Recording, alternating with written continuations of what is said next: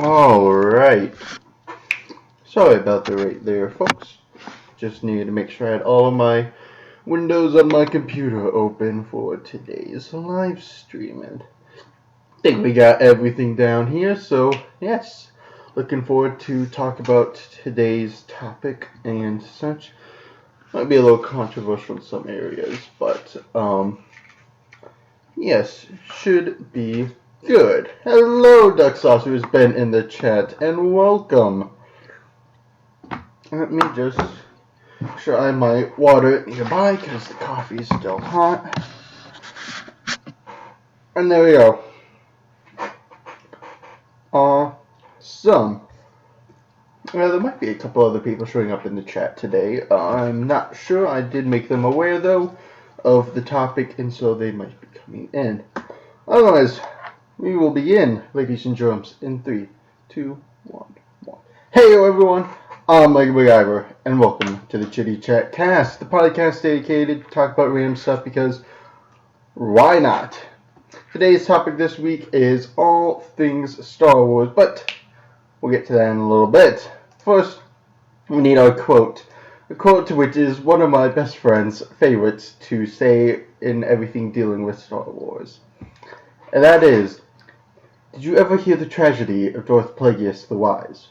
I thought not. It's not a story the Jedi would tell you. It's a Sith legend. Darth Plagueis was the Dark Lord of the Sith, so powerful and so wise he could use the Force to influence the midichlorians to create life. He had such a knowledge of the dark side that he could even keep the ones he cared about from dying. The dark side of the Force is a pathway to many abilities, some considered to be unnatural. He became so powerful, the only thing he was afraid of was losing his power, which eventually, of course, he did. Unfortunately, he taught his apprentice everything he knew. Then his apprentice killed him in his sleep. Ironic, he could save others from death, but not himself. Hello, Michael. I hope you enjoyed that there, my good friends and things Star Wars. And another little thing for you guys, something that I found in some of my old archives is something that you never really think about when you watch Star Wars, and that is the fact of this guy right here. It's the person who trained Yoda. This is Nakata Del Gormo, who apparently trained Yoda in the Star Wars universe, and from the many sources I did check it out beforehand, is the fact that it is canonical from what I can tell. So, yes, otherwise if you can find some place where it says it's not canonical, then tell me as well, because I don't want to be wrong. So, yes. Anyways, continuing on with our normal podcast stuff, continuing on with movies, whatever year I've been born. You know the same, you know the drill. We'll just, get right on in here. So, this year we are in 1991, into the glorious 90s. Well, more glorious, with quotation marks, and then the word 90s. Yes. So, starting off, we have Beauty and the Beast, the Disney animated classic coming out this year, and of course the remake coming out this year. Many people finding it controversial with the whole real life people this year, with the whole Emma Watson and the way that all of the animated furniture was CGI'd, that some people really didn't like it. I think it looks good for the outside visual aspect, like the scenery and everything, like some things with like this fireworks and sort of the castle, I think looked good, but not so much actual characters, and it just cringes me every time I hear Ewan McGregor fake that French accent. But yes, Beauty and the Beast, the original one, is amazing, it's beautiful, it's so good. Another classic, sort of a twist on a Disney classic. This is Robin Williams in Hook. This is Robin Williams playing a much older adult Peter Pan who doesn't live in Neverland, who has to go back to save some children and everything. I mean, if you haven't seen it, it's I don't want to say it's a classic, but it's such a good movie, and it's not one of those you have to be an adult to see. It's almost like an adult kids movie. And it's really good. There's some good moments in there. I think there's a moment where they're all playing baseball or something. It's been forever, but it's really good. It's a Robin Williams classic in there. A great one starring Patrick Swayze and Keanu Reeves many years before the remake, which was good, but I don't think as good as the original. That was Point Break, where Keanu Reeves is playing, I think, Johnny Montana or something Montana, and he's trying to go after these guys to rob banks using the president masks. But the thing is about them is they're extreme surfers, and that's sort of how he gets into the little gang and tries to figure them all out. There's a whole bunch of really cool skydiving things. Oh, it's such a great movie. Um, it's really well done as well. A couple of really great lines in there. Yeah.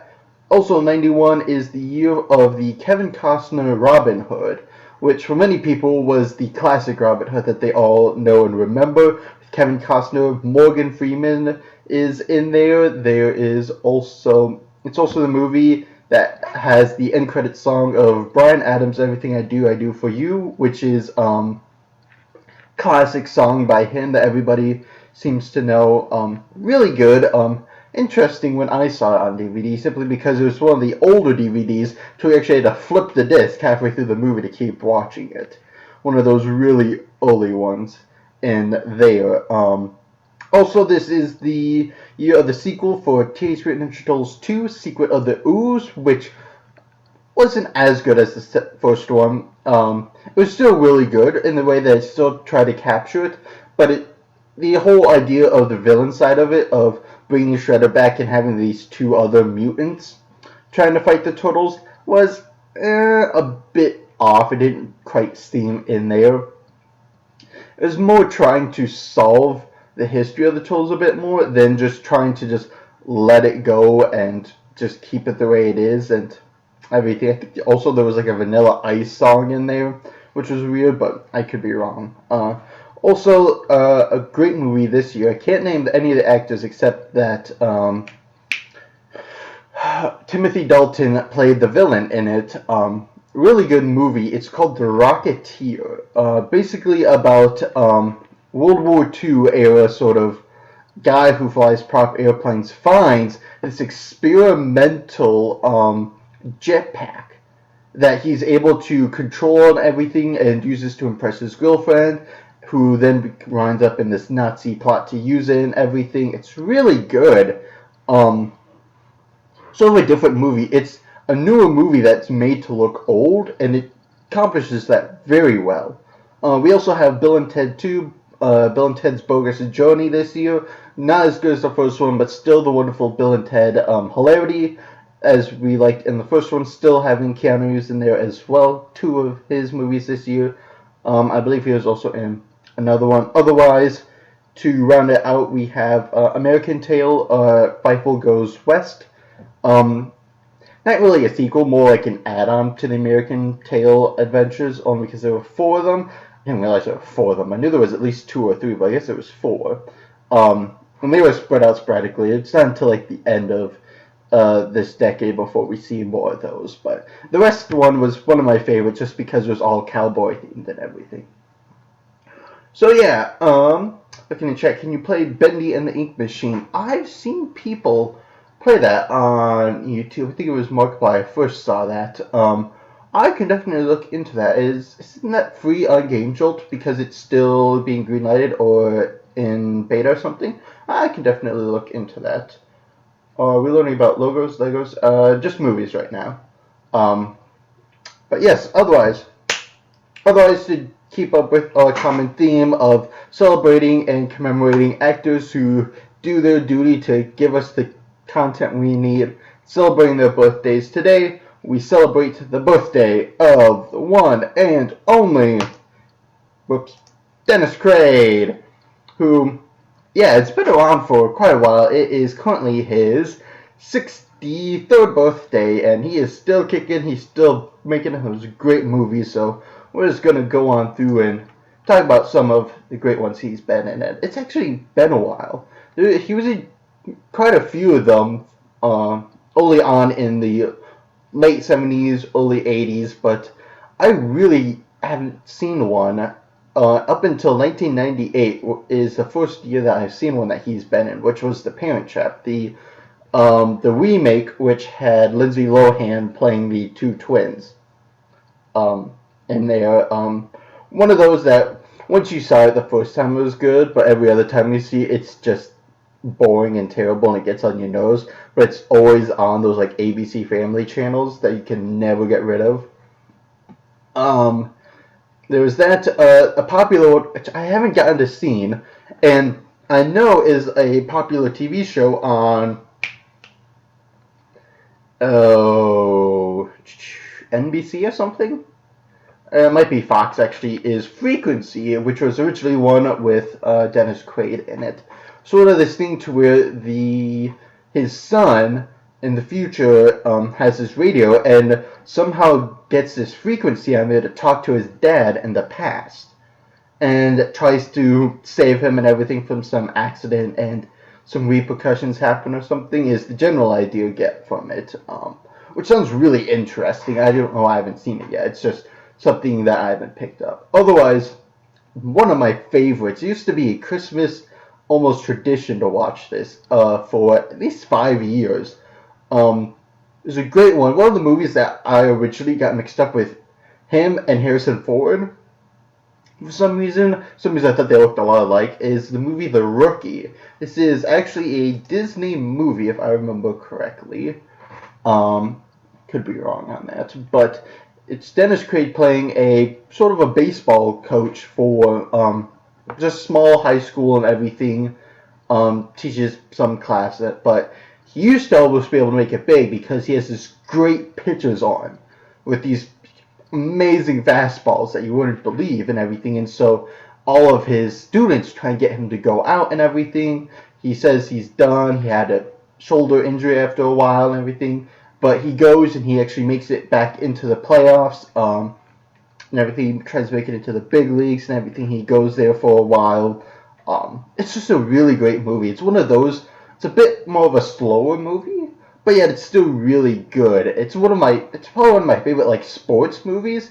When you think of like Remember the Titans, some of those other football movies, Radio. The Rookie is probably at the top for me. It's really, really good, and there's some memorable moments in there. And the fact that it's really clean as well. I mean, I believe it was for Disney. Yeah, it's rated G. It's really good, even for that rating. It's amazing. One of my favorites. We also have him in The Alamo. I haven't seen it, but heard it's very good. Day After Tomorrow, he plays Jack Hall in there, the father of Jake Gyllenhaal, and they're in this sort of apocalyptic, sort of global warming catastrophe type movie. Wasn't bad. Sort of the idea for doing some of the stuff in there sort of gives us a different viewpoint of sort of the global warming thing, sort of like the 2012 sort of idea. It's like, I think The Day After Tomorrow is slightly more reasonable in some areas, whereas the 2012 is sort of this,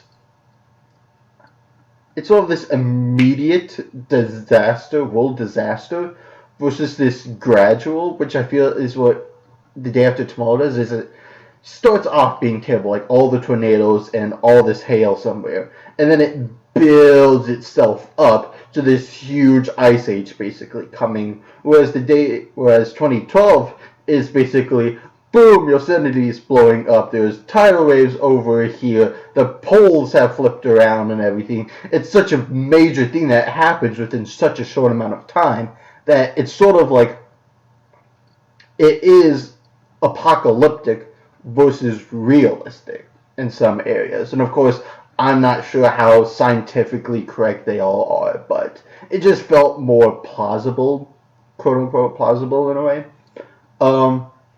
Yours, Mine, and Ours came out 2005, which was originally a movie. This is, I believe, a remake of one done earlier, a couple decades before. This is, of course, a remake, which very much has a cheaper by the dozen sort of feel to it. Cheaper by the Dozen also being a separate one, I think also being done a couple decades earlier, and being based on a book, I believe.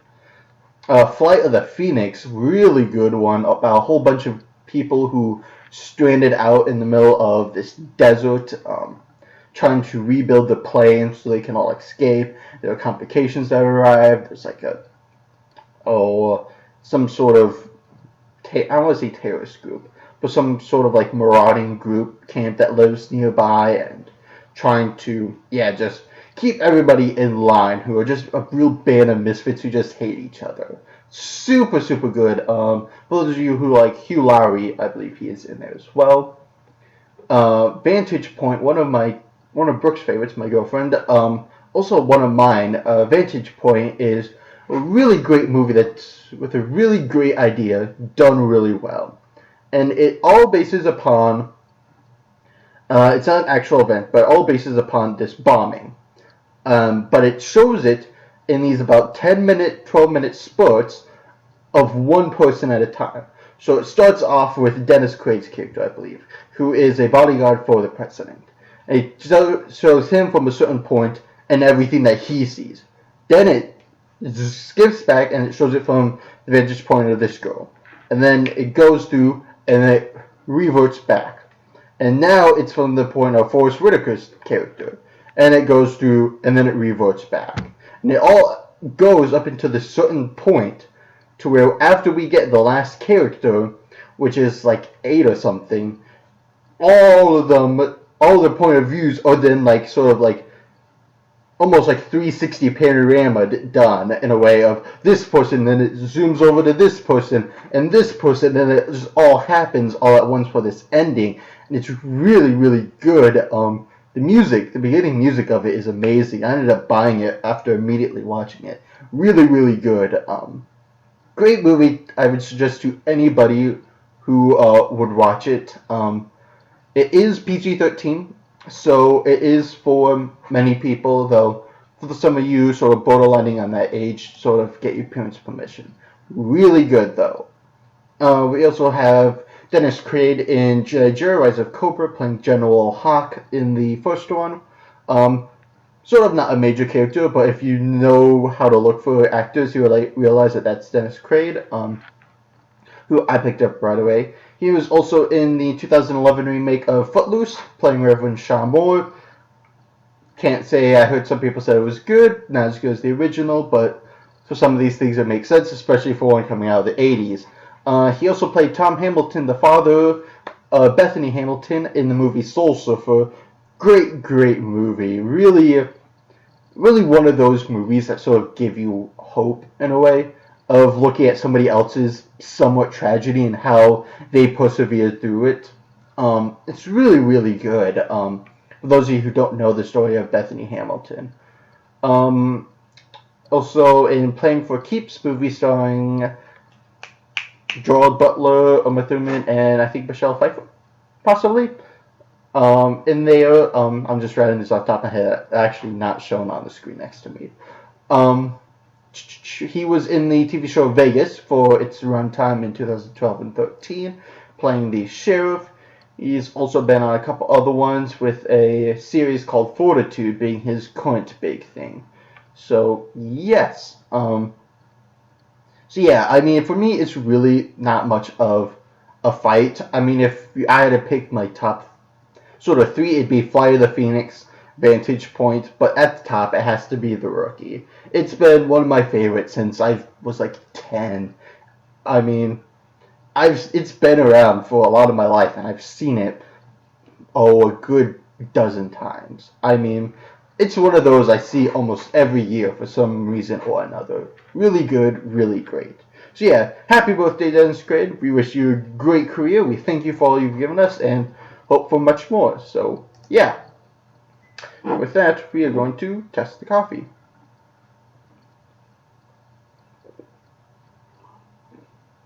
Oh, it's really hot. That means it's really good. Awesome.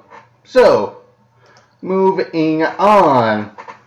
So, just a couple other quick things to talk about before we get into our main topic in just a minute or two here. Is, for those of you who aren't subscribed to him or don't know yet, my great friend Zach Bone Killer Bone Challenge here on YouTube just reached 100 subscribers. If you aren't subscribed to him, go check him out. He's my awesome friend. His link is always in the description below, even right now if you're watching this live.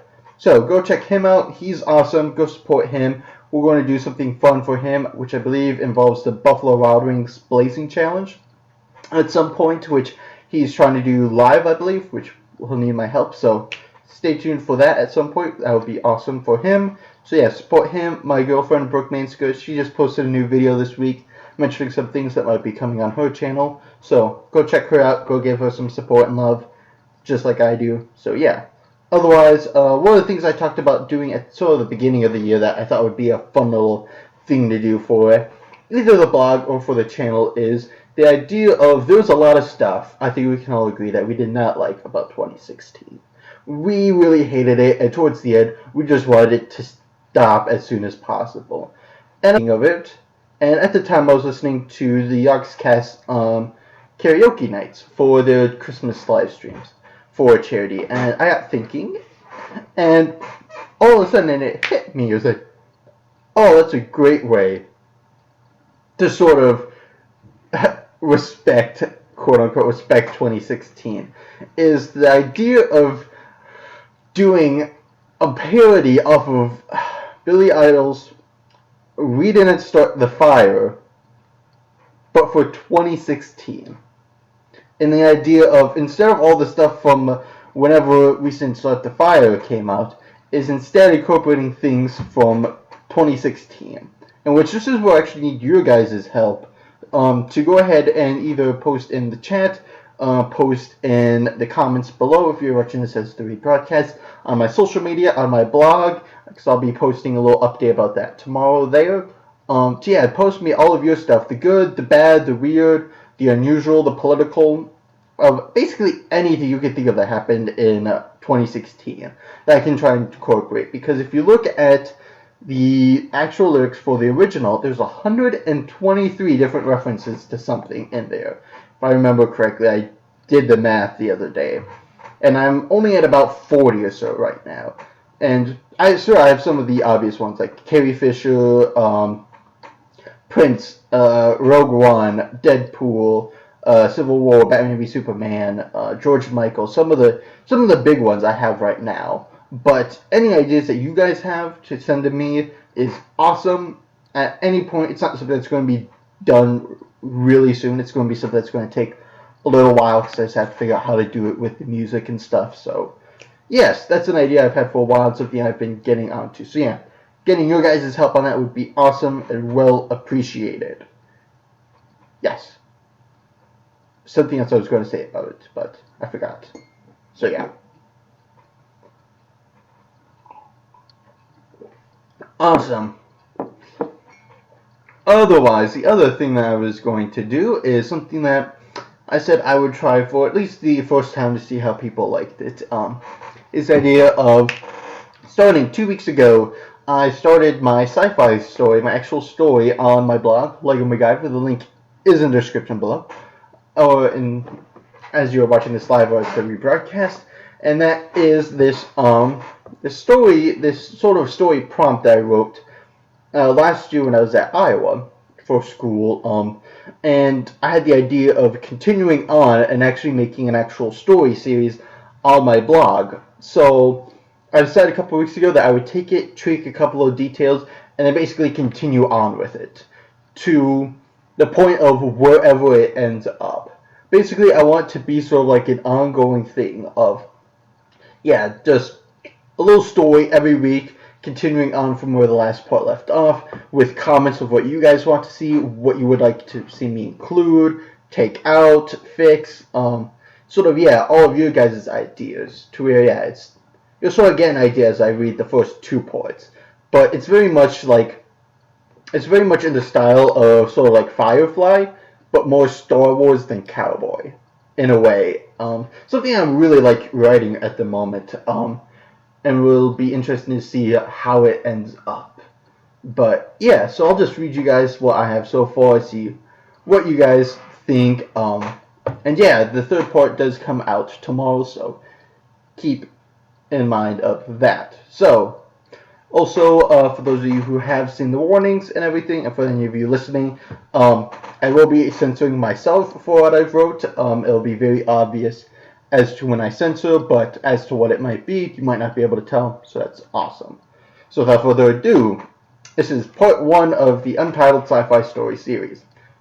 This is my little nod to all of you guys listening and reading that I need a title for it. I haven't thought of that yet. It's still a work in progress. So if you have any ideas, please tell me. Bang! I've never understood the point of hallway doors in hospitals. All that ever happens with them is being blown open with rushing doctors and gurneys anytime an emergency arises. Makes you really question why they're there in the first place. Of course, why this is all things is going through my mind is beyond me. Seeing as how I'm the one on the gurney with my whole left arm from the knee down to my right leg completely gone. Heck, I'm barely even conscious given all the drugs the paramedics pumped into me out of the scene. But as I now slip into consciousness, all I can think about now is her butt. I don't awaken in a hospital room, and I didn't expect to. A ragtag crew wouldn't dare leave me to suffer the consequences of a Galactic Republic medicinal hospital. Granted, the name may sound friendly and inviting, but the truth is what they do to uninsured or severely damaged people isn't all rainbows and lollipops. The crew knew they didn't have the equipment or resources to initially save me, but once I was deemed medically stable, I wouldn't need to stay in the GRMH. A quick look at myself confirmed the absence of my left limb and the lower of my right leg. At the ends of where my body now ended were the infamous silver medical caps, a purely aesthetic latex material to cover the amputated areas. I ran my only hand through my hair, momentarily thinking back to when I used to do it with the other. Sounds of grinding metal and welding drone on throughout the complex, further inducing the headache I've just come to realize. Cam? An ecstatic voice chimed from the other room. Yes, Captain. A woman of about 4.5 feet bounced into the room. Her hair was a brilliant neon pink, complementing her exotic lizotherm skin. One could mistake her green skin as scales, but upon touch would find it no more different than our own. I threw my hand over my eyes as my brain pounded against my skull. Would you mind telling the guys downstairs to come and drill a hole in my head if they're to continue their metal fanfare? Cam put her thumb and index finger to her lips, letting out a resounding whistle. The metal work ceased immediately. She came and sat down next to me, bringing a pill to my lips. I swallowed reluctantly while Cam proceeded to lay across my torso. Thanks. Anything for you, Cap, Cam says, nuzzling her head against my chest. Cam? Yes, Cap. You know my rules. Cam lifts her head to give me a pouty face and playfully slaps my chest before sliding off and slinking back the way she came. And no fun, Captain.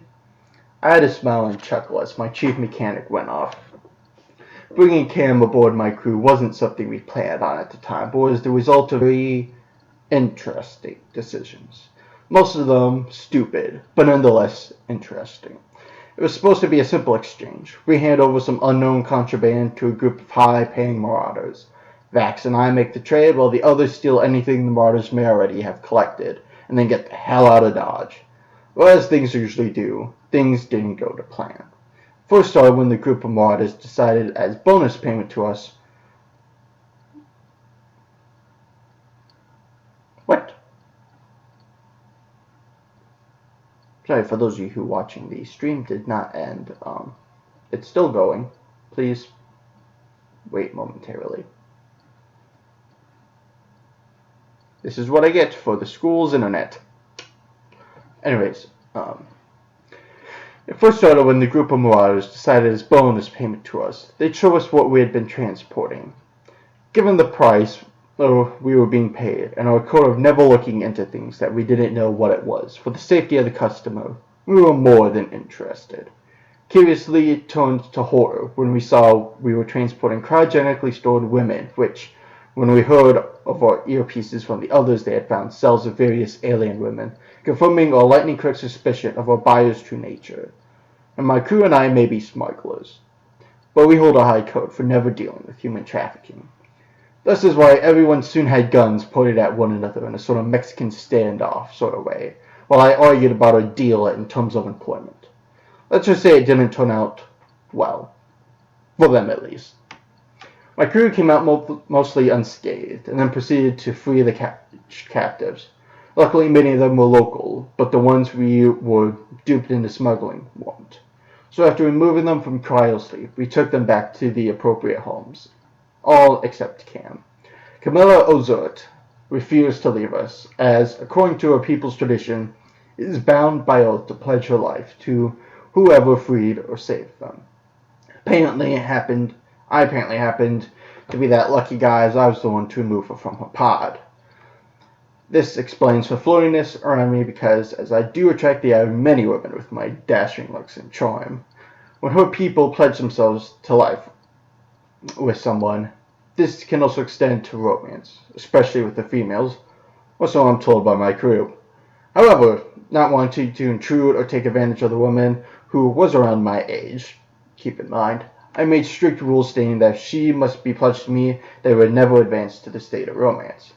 Cam, however, loves to push this boundary. Upon allowing her to stay on my ship, Cam made short work of quickly becoming our chief mechanic. Her way around machinery was beyond comprehension, and her petite and extremely nimble body made perfect for squeezing into small or tight places, like vents and cargo boxes. What makes it really impressive is her achieving this length of maneuverability with almost 3-foot tail. Regardless, she's one of the best assets in my crew, and wouldn't want to fly without her. On the third day of lying in bed, I felt that I had regained enough strength to get up to try and move around. I asked Cam and her assistants help me hobble over to the ring to look upon my ship, the Silver Spectre, an old Quantum Series Panmera cruiser, which I told looks in some ways similar to another silver spacecraft from an old movie series centuries before it. Star Battles or Space Wars, I think it was called. Some series that tried to imagine galactic life, centuries even before the films were made. Odd concept, but I'm told my great cyber hacker, Biker Milby, that they're amazing. Won't shut up about them half the time. Regardless, my ship didn't look too bad, given the scrapes we've recently been in. It was nice to see the silver gleam off the main hull, and the raised captain's deck covered most of the second half. I spent a good few minutes just mindlessly staring at her before Cam brought over a chair and a steaming cup of coffee for me. "Thanks," I said as she lowered me into the chair. She handed me the cup before giving me a quick peck on the cheek. "Anything for you, Captain." She was enjoying taking advantage of my weakened state far too much. A few minutes later, Vax finally made his way up for the first time since my return. I could tell he's been tinkering away at something, as his normally long hair was kept back in a mock ponytail, a pencil behind one ear, and a cigarette between his lips. He came in holding a data pad that he was absent-mindedly tapping away at. Hooking the pad at his side, Vax took the dwindling cigarette and flicked it across the room, making an audible ting in an empty metal bin. "You look like crap, Val." I chuckled. "Is that any way to treat your captain, Vax?" "Ha! Just because you're my older brother and have a fancy title doesn't mean I have to treat you with respect," he says as he comes over, placing a hand on my shoulder and giving myself a nookie. He grabs another chair, placing it next to me, sitting in it backwards. "I got great news, good news, and bad news. Unfortunately, I can't tell you the good news until we both handle the bad news." I could tell by this look how bad the bad news really was. I quickly downed half the coffee, the warm liquid flooding my veins, and squeezed the bridge of my nose. I then had the sudden realization that I wasn't motioning at Vax for the data pad, as my other hand isn't there anymore. A brief moment of phantom pain forced a shiver throughout my body. "You tried to motion with your other arm, didn't you?" I gave my brother a horrid glare for a few seconds, before using my still attached hand to motion for the pad. "Shut up and give me the damn pad," instantly regretting what was about to happen. I bring the pad to life and immediately faced with a hologram of the one person Vax and I dread seeing. End part 1, which will be continued in part 2 in just a second.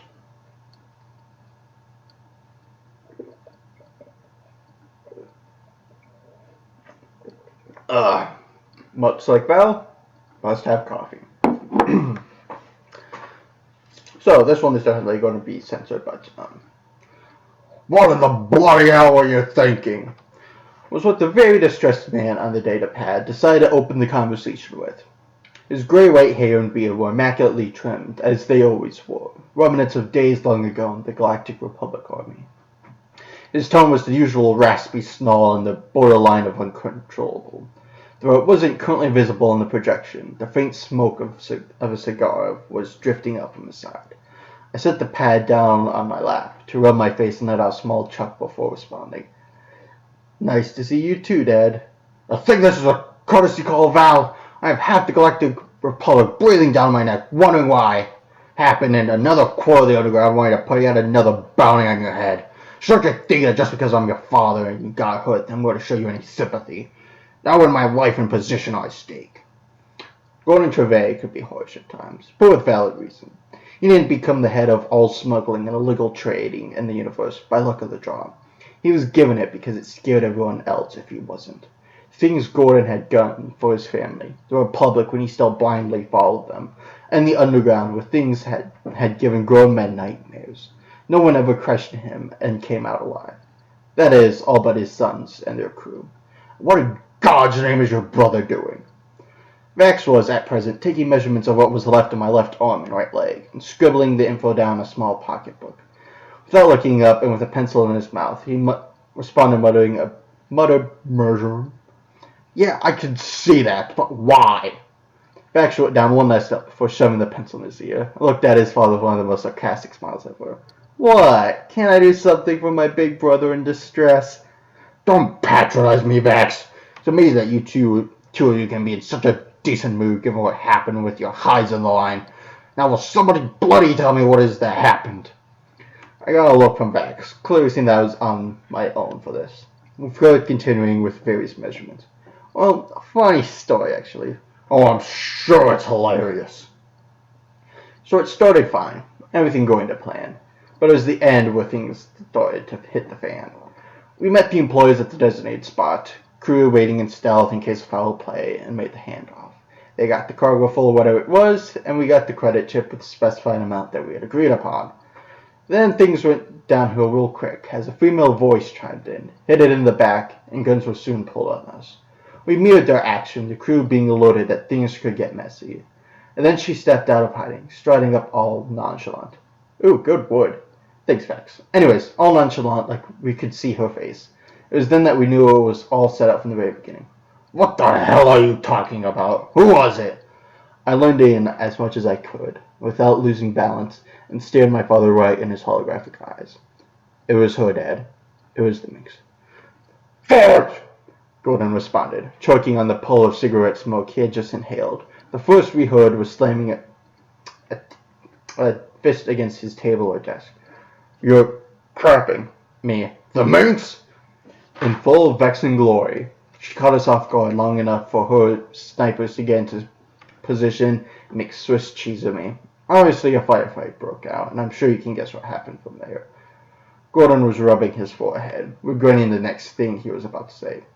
Please tell me they weren't GI men.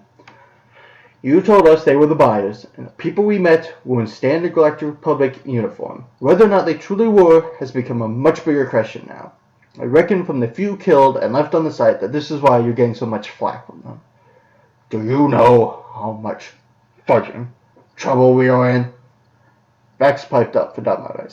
Hey, let's just settle down a little bit, alright? We all got duped equally here. No need for excessive language. Gordon's face was now fully covered by both of his hands. Do you know what you are carrying? Of course not, I replied. You know my rule. Unless explicitly told by the buyer or seller, I never ask. After taking a long pull of his cigar, Gordon cast us a sideways glance, delivering the bad news. You are transporting a universal skeleton key that was created by the GR and originally stolen by the Minx. It then became lost for some time before it was found and destroyed on Kevion. That is, not before it was duplicated by those sneaky aliens. This copy then exchanged a few hands before the GR got word of its new existence and made a deal with me I couldn't refuse. What you just gave back to the Minx was that copy of the skeleton key, a digital device that can reprogram any computer system, hack any droid or robotic network, unlock any electrical-powered vault link, you name it. It's every smuggler's perfect dream, and you just gave it to one of the most dangerous people in the universe. The silence that hung in the air for the next several seconds spoke louder than the mechanical clatter going on several floors below us. I turned to Vax, who had stopped mid-writing, giving him a look of, "We're screwed," before letting out an audible, "Huh." Yeah, so you'll excuse me if my concern for your missing limbs isn't high on my list of priorities. to at least secure the credit chip. Vax held up a circular flash drive up to the screen. Well, at least we got something out of this. Listen, you boys hang tight. We'll make some calls and acquisitions about them Hanks. Keep you posted on anything we hear. You just make sure that you're all ready to hightail it out of here when I need you. Capiche? Yes, sir, both Vax and I said at the same time. Alrighty then, over and out. The screen fades out and the image of our father disappears. Beck leans back against the railing, lighting another cigarette. So what's the plan, Captain? I look down at my cold cup of coffee and sigh. You heard Dad. Prepare and wait. Try not to grow old of being bored. I'm sure you could become an expert at that one. I toss the rest of my coffee at Vax, who nearly dodges it. Shut up. And part 2. I don't know why the stream keeps going off and on. For those of you watching, I'm deeply, deeply sorry. It's not supposed to be like that.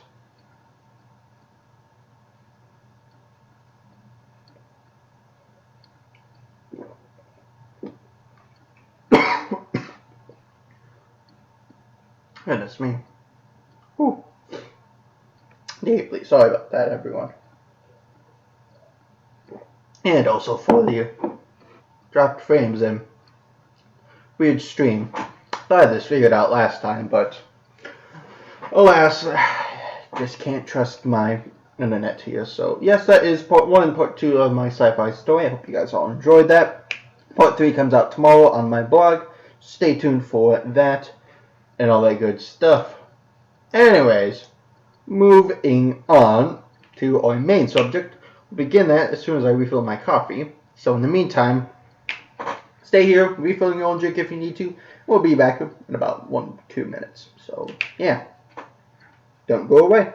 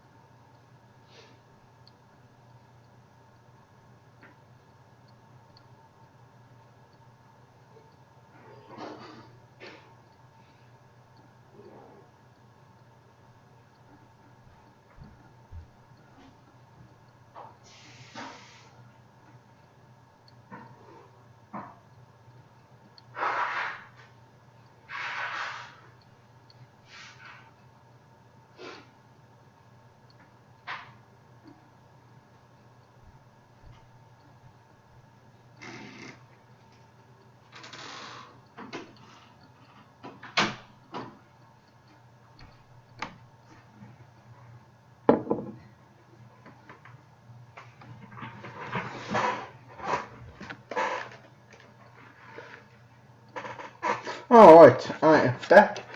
Alright, Micah, I will see you whenever you get back, or yes, I'll actually see you tonight, actually, in D&D, but yeah, otherwise, yeah, the rebroadcast of the episode will be up tomorrow, if you don't get back in time to finish watching this, so yeah, thank you for coming, if that is it. So yes, welcome back, everyone, to the Chitty-Chat cast. Take a short break there to refill the coffee, blow the nose, and now we are ready to continue on to our main topic of today, which is Star Wars, and not really all things Star Wars, but mainly, in my opinion, some questions or problems I see in Star Wars. And we're going to start off, of course, please don't take my word for any of this. This is all my opinion on certain things and the little research I've done, a couple of questions I've asked some of my friends who are more knowledgeable, and, yeah, sort of some things. Of course, there is the question of some of the stuff of how canonical certain things are, like the Old Republic in relation to everything, and how more canonical things are becoming. So these are just general ideas putting out there. Don't think these as genuine, that these are 100% related to anything in the Star Wars universe, because they might not be. They're just some observations that I've made and sort of questions I've formed to sort of just pose to you guys that have been running around in my brain to see what you guys think, and if any of you are more knowledgeable, how wrong I am. So, we'll always start off with something I thought of when I was playing Episode 2 Attack of the Clones in LEGO Star Wars for you guys. And it came to my attention when I was fighting the idea of droidicas. The droidica was first introduced in Episode 1, The Phantom Menace, in the wholly canonical saga of Star Wars. And the interesting thing I noticed is, at least in the LEGO games, the only way to kill one is with a Jedi by doing their double jump lightsaber bounds to destroy their shields to then be able to kill them. But here's slightly issue here is, from my recollection in watching of what?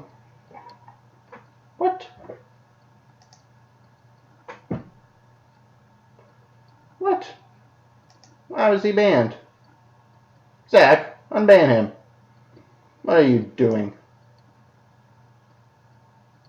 Thank you.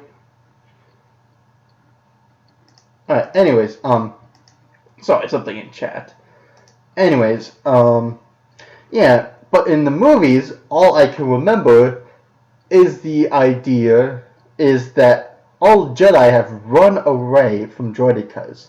Is they are something that can be destroyed, I believe, but isn't. It's this very odd thing in there of the idea that they're the number one thing against Jedi, because of the fact that they can fire through their force field, and they have this force field they can roll their super quick to where they're the ultimate droid, basically, for the Federation. And the thing is they're used out throughout the first 3 movies, but not the latter 3. Of course, we do have to address the big elephant in the room, that we have to realize that 4, 5, and 6 came out before 1, 2, and 3. And therefore there's this bridge of time in between them, to where certain things, almost anything can happen between them, that we don't exactly know what it was. So, yeah. It's one of those that it's sort of hard to really say why things happened before then, because they don't show up in the latter 3, because they happened before, the universe wasn't as expanded as it is now, theories weren't drawn out, movies weren't made yet, things weren't confirmed, books weren't made, and everything, and to find out how canonical they are or aren't. But the thing is the droidicas are super good, especially in the LEGO games, but also in the actual movies, they're super good, a normal blaster won't get them. You need some big, heavy firepower in order to get rid of them. To where they're extremely good, especially against Jedi, simply because you need to be so close, and with their firing rate, and with their shield, it's super hard, versus a regular battle droid, who is completely defenseless, is skinny as a beanstalk. You have the super battle droids, which are a little more sturdy and everything, but really aren't all that flexible. But you have the droidica, something that can get around very easily, can transform into the shield, becoming practically invulnerable, and with its quick fire rate, it's almost unstoppable. And the idea here of my idea, along with droids in general, is why they were not carried over into the new Empire in 4, 5, and 6. So the theory is, why were droids carried over, as well as why weren't droidicas especially used? Because, just to go off of droidicas, is everything I've just said. Why not move that into the new Empire, where all the Jedi are practically, all of them are killed. There's only a few handful left, maybe at that, after Order 66 of all them being killed and everything. And the fact that people who something to later talk about, who have a lightsaber and isn't force sensitive, won't be all that good at fighting against them. So it's one of these things to where, yeah, in that time of a weakened republic, resistance, a droideka is a great thing to enforce the Imperial Empire sort of quote-unquote peace or control over everything. Simply because of the fact that there won't be an easy way to destroy them, especially with their shield. They can go around without the shield, but you put that shield on and, hey, you ain't going to get killed anytime soon, more than likely. So there's that idea going forward. But there's also the idea of droids and why they weren't used in the Empire. And I'm not talking about protocol droids like R2, C3PO, and then a little bit like K2SO or the KXSO series of droids like are seen in Rogue One. Those I'll get to in a little bit. But just droids in general, like battle droids, super battle droids, and droidekas, why they weren't continued on. For a couple of reasons. What we see sort of at the end of Revenge of the Sith is, I don't want to say that all the clones that were clones at the time became stormtroopers. It would seem like a logical jump because of similar armor and clothing for them to what it is as stormtroopers, and the fact that they're already under the Empire control, they're under Chancellor Palpatine, and they respond to him, that they would become the first stormtroopers. But why not also have the droids with them, or sort of, yeah. And this could be a couple of reasons.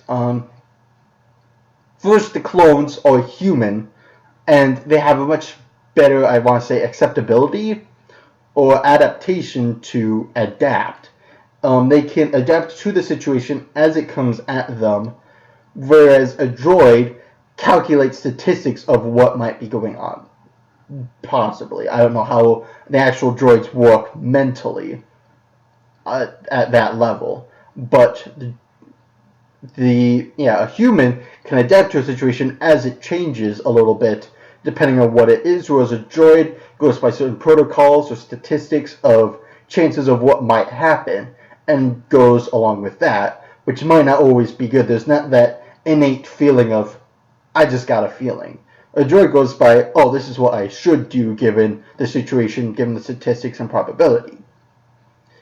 But the thing is what happens when you kill a clone? Is you have a body in armor that takes up a space. But what happens when you kill a droid? You have a droid who's made up of metal, plastics, and circuits and stuff like that. But the thing is that I really don't understand why they wouldn't keep droids, is of one thing that the droids have over all clones. To my knowledge, of course, there could be some Star Wars sci-fi thing that I don't know about for healing clones and everything, but it's one thing that droids have over all of them. Well, actually, it's sort of two words, but you can sort of interchange them. Is recyclability or reusability. It's because of the fact that when you have a droid, if you shoot it and it quote-unquote dies, there's many things that can happen there. Is the idea that a droid is made up of many parts and is made of metal or plastic. Something like that. Something that can be reused. Something that can be melted down, possibly used for more droids, or circuits for other droids and everything, to where there's this reusable cycle. Something that even us as Americans have been using since as early as at least the Civil War, is the idea of interchangeable parts. The idea that when I have a gun, all the parts in that gun aren't specific to just that one. That if a part breaks off of here, I can use it from another gun and use it in there, instead of being, oh shoot, this one isn't the right fit or something. Interchangeable parts means I can use any of them and they should work for all. The same works with the droids, in my opinion, is if one droid dies, say his head gets blown off, all I have to do is put a new head on, maybe recircuit it, possibly, but then it's good to go. You don't have to just say, oh shoot, throw it in the bin, and make a completely new one. You reuse it, you recycle it for new and better ones. And so that's one thing that they have over the clones is longevity, basically. Is you kill a clone, it's done, it's kaput. You're not saying, alright, just put it back through the machine and, oh, it's good, it can go and fight again. That's not how it works. You shoot it in the head, it's kaput. There's no, okay, we'll just give it a new head. It's not how it works, or at least to my knowledge, and that'll be very weird and a little creepy, but anyways.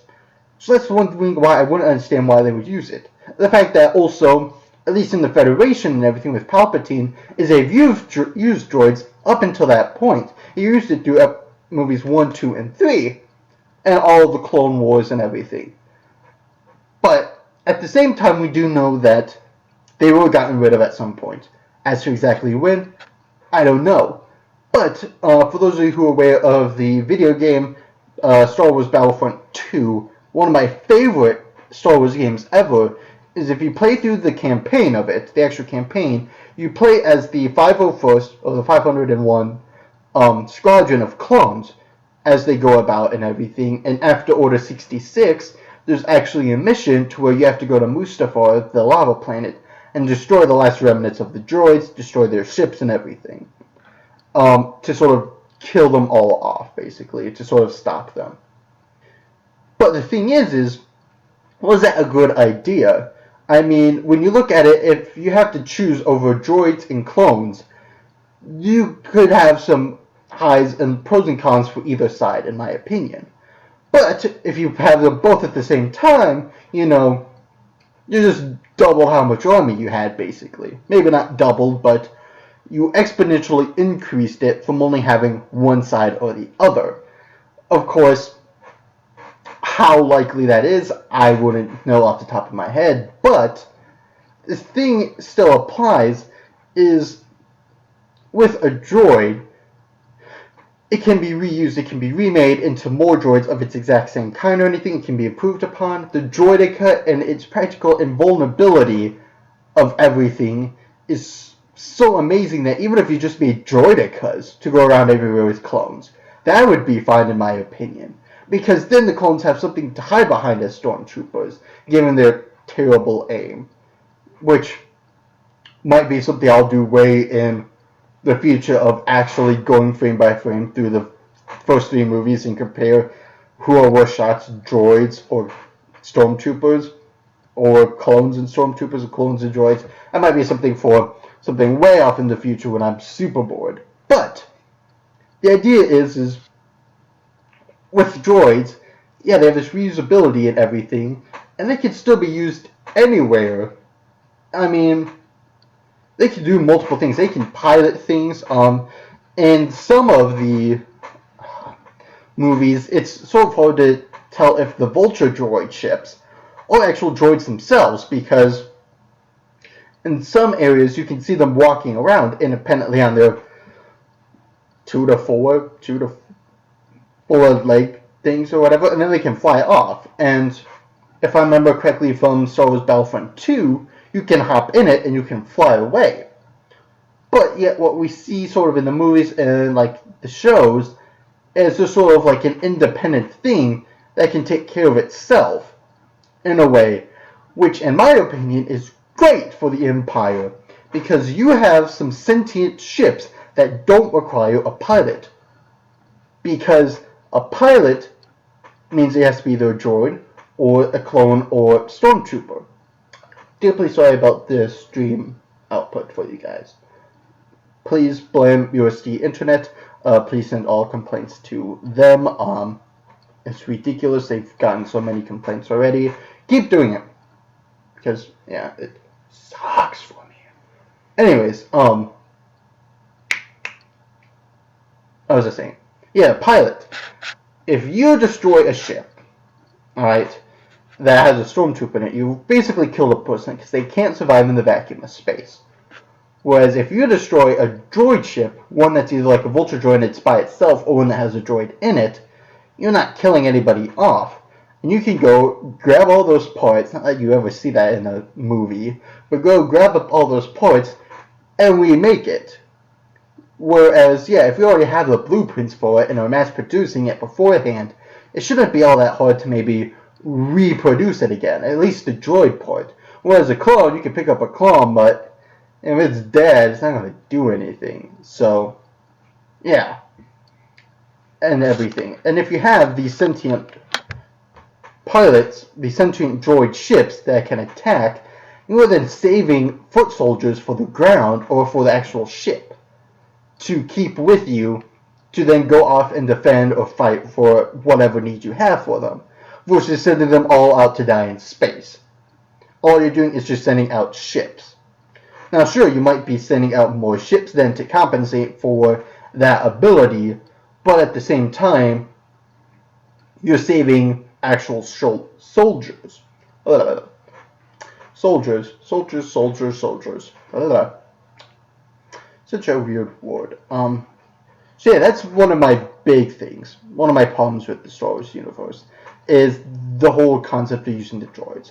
Now, sure, the Empire and the Sith have always been more towards, I gotta check my notes, have always been more wanting to only use humans.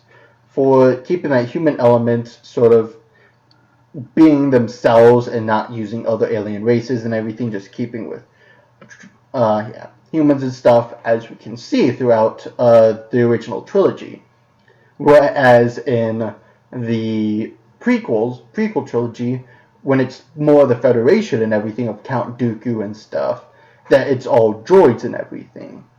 But once we see it become more the Empire and more directly controlled by the Sith and the dark side, then it's more humans, actually. And that makes sense to lore and everything from what I can tell from my good friend Micah Bilby and his stuff there.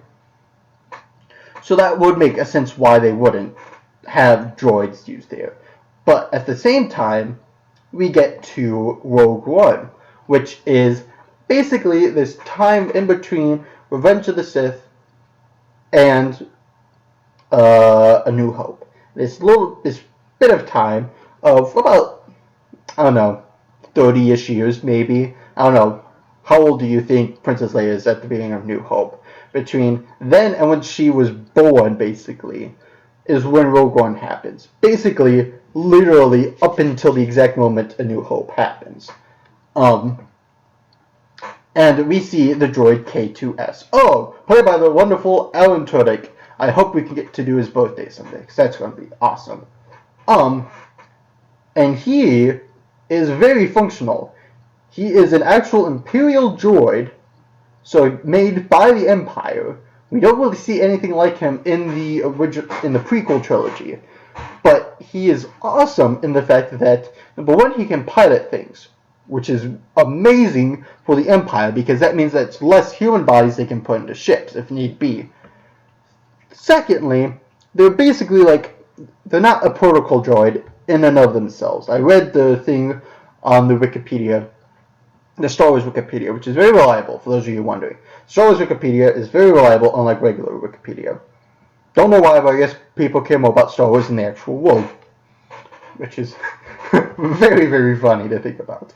Anyways, they're not exactly protocol droids, but as you can see in the movie, non-spoilers, by the way, we're going to be as spoiler-free as possible, but I think basically everybody and their mom have seen the movie. He can do a lot of the same things like R2-D2 and C-3PO. They can access things and gain memory of maps and stuff.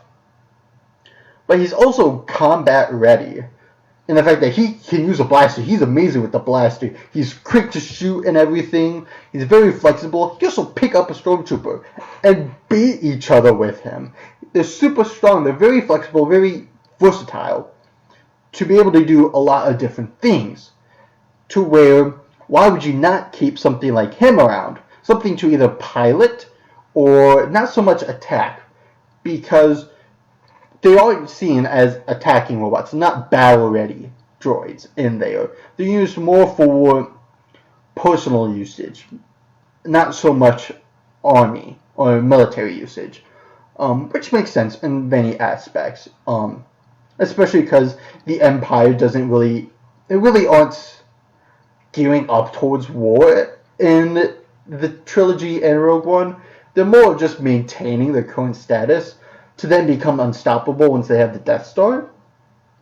But still having that droid is extremely useful. Why I wouldn't see why they wouldn't continue having them, or at least making use of them, as we see in the original trilogy. Because Rogue One literally ends the exact moment New Hope begins, like literally within seconds, if not minutes, which is awesome and cool. The ending was a little weird, but still pretty good. And it's really, really good. So it doesn't make sense of why those droids are immediately gone. I mean, we see them on Scarif, and we know what happens to that, but we don't know. But are we saying that all KXSO droids were on Scarif at that time and poof are gone? Because we do see them on other planets as well, like Jeddah City. In that little part, we see another one where Jin almost shoots K2SO, but shoots the other one. Very hilarious moment. I love K2. To where, why wouldn't you have more of those with your regular pilots and everything? But, I don't know. The Empire is a little weird in that aspect. So yeah, that's my huge spiel on droids. And we're going to get into that again. We might as well talk about it now. While we're on most of the subject. So let me test the coffee here a second before we continue on. Ooh, that's really hot. Also really watery. Oh, yeah. I don't know what happened to the coffee, but ooh. Alright, so the other thing here, to go along with droids, we'll come back to this actually. It'll make more sense, maybe. Actually, no, it makes more sense to talk about it right now. The other thing with the droids is the fact that droids have been around a long time. Any sort of droids have been around a long time in the Star Wars universe. Ever since even the Old Republic, which, for disclaimer, the Old Republic is not wholly canonical to Star Wars. It's becoming more canonical, but in and of itself, it is not fully. And the other thing is to note with it is the Old Republic, the main runtime of it is 3,600 years, or 3,600 years before episodes 1, 2, and 3. So the more of legends, the more of myths and stories versus actual canonical storyline. But if it did, it happened a long time ago. A galaxy far, far away. Anyways, but there were droids there, and one of the other things to note, is the fact that one of the characters that I love out of all of Star Wars is General Grievous. Is partially because of the fact that he has 2 arms which come into 4 arms, and he has 4 different lightsabers. And he just has these wacky, amazing tactics of using them.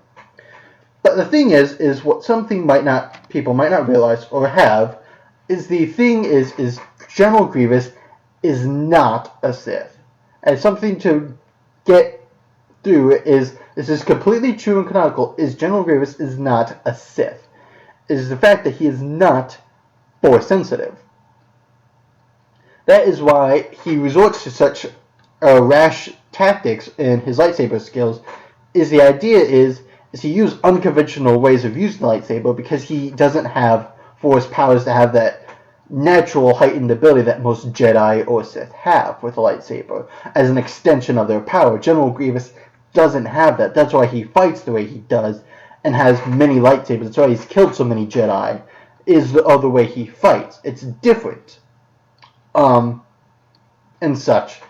To where that's also why he has the different colored lightsabers, because he's killed other Jedi for them, and that's why he uses them. But the thing is about General Grievous is, number one, he's not perfect, which you can easily tell by the fact that in the third movie, you always hear him, and in the Clone Wars, you always hear him going, oh, and this coughing sort of motion, and his voice is very gravelly. And, General Kenobi, which is a terrible impression of him. But he's not perfect. And that is because of the fact that at one point, as you can tell from his internals and stuff, is he was at one point organic. And what I mean by organic is he was a living creature, either some sort of human or alien, given the weirdness of his eyes. But he was organic. He was a living thing at some point, in flesh, or scales or something, in some sort of flesh. But now isn't. He's more inorganic than organic. Inorganic meaning he's more robotic, he's more metal and stuff, non-living things, basically. He's more inorganic material than organic. But he's still conscious and everything and all that and whatnot. But keep in mind, he's not perfect. He's not the perfect inorganic droid for that. But the thing is the other person who is much in the same way is somebody we sort of forget because of how he looks more in the series is Anakin Skywalker, or Darth Vader. Is in episode 2, Attack of the Clones, he gets his hand cut off, it's all robotic, okay? Sure, that's only from about here on up, alright? Let's give him that. That's not unheard of.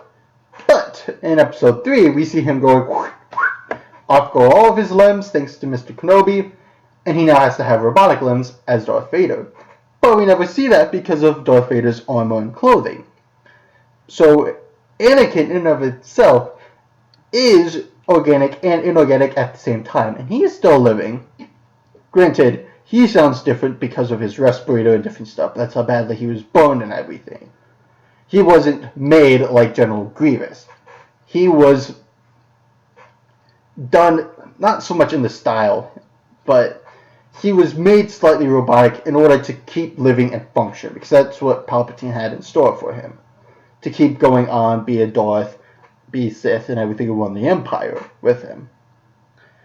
So, and we also see, again, the same sort of thing with Saw Gerrera in Rogue One, where basically, for most of the bottom down, he's pretty robotic in the fact that he has some robotic legs and everything, they're very clunky. He has this sort of respirator. We don't know what really happens in his torso area. But from at least the hands, he appears to be organic. He appears to be human and everything, and from the head up as well. So we see multiple different people with these robotic implants, basically, or robotic enhancements, to where they're not fully paralyzed or pelegic. I think it's the proper, not prefix, it's the other one.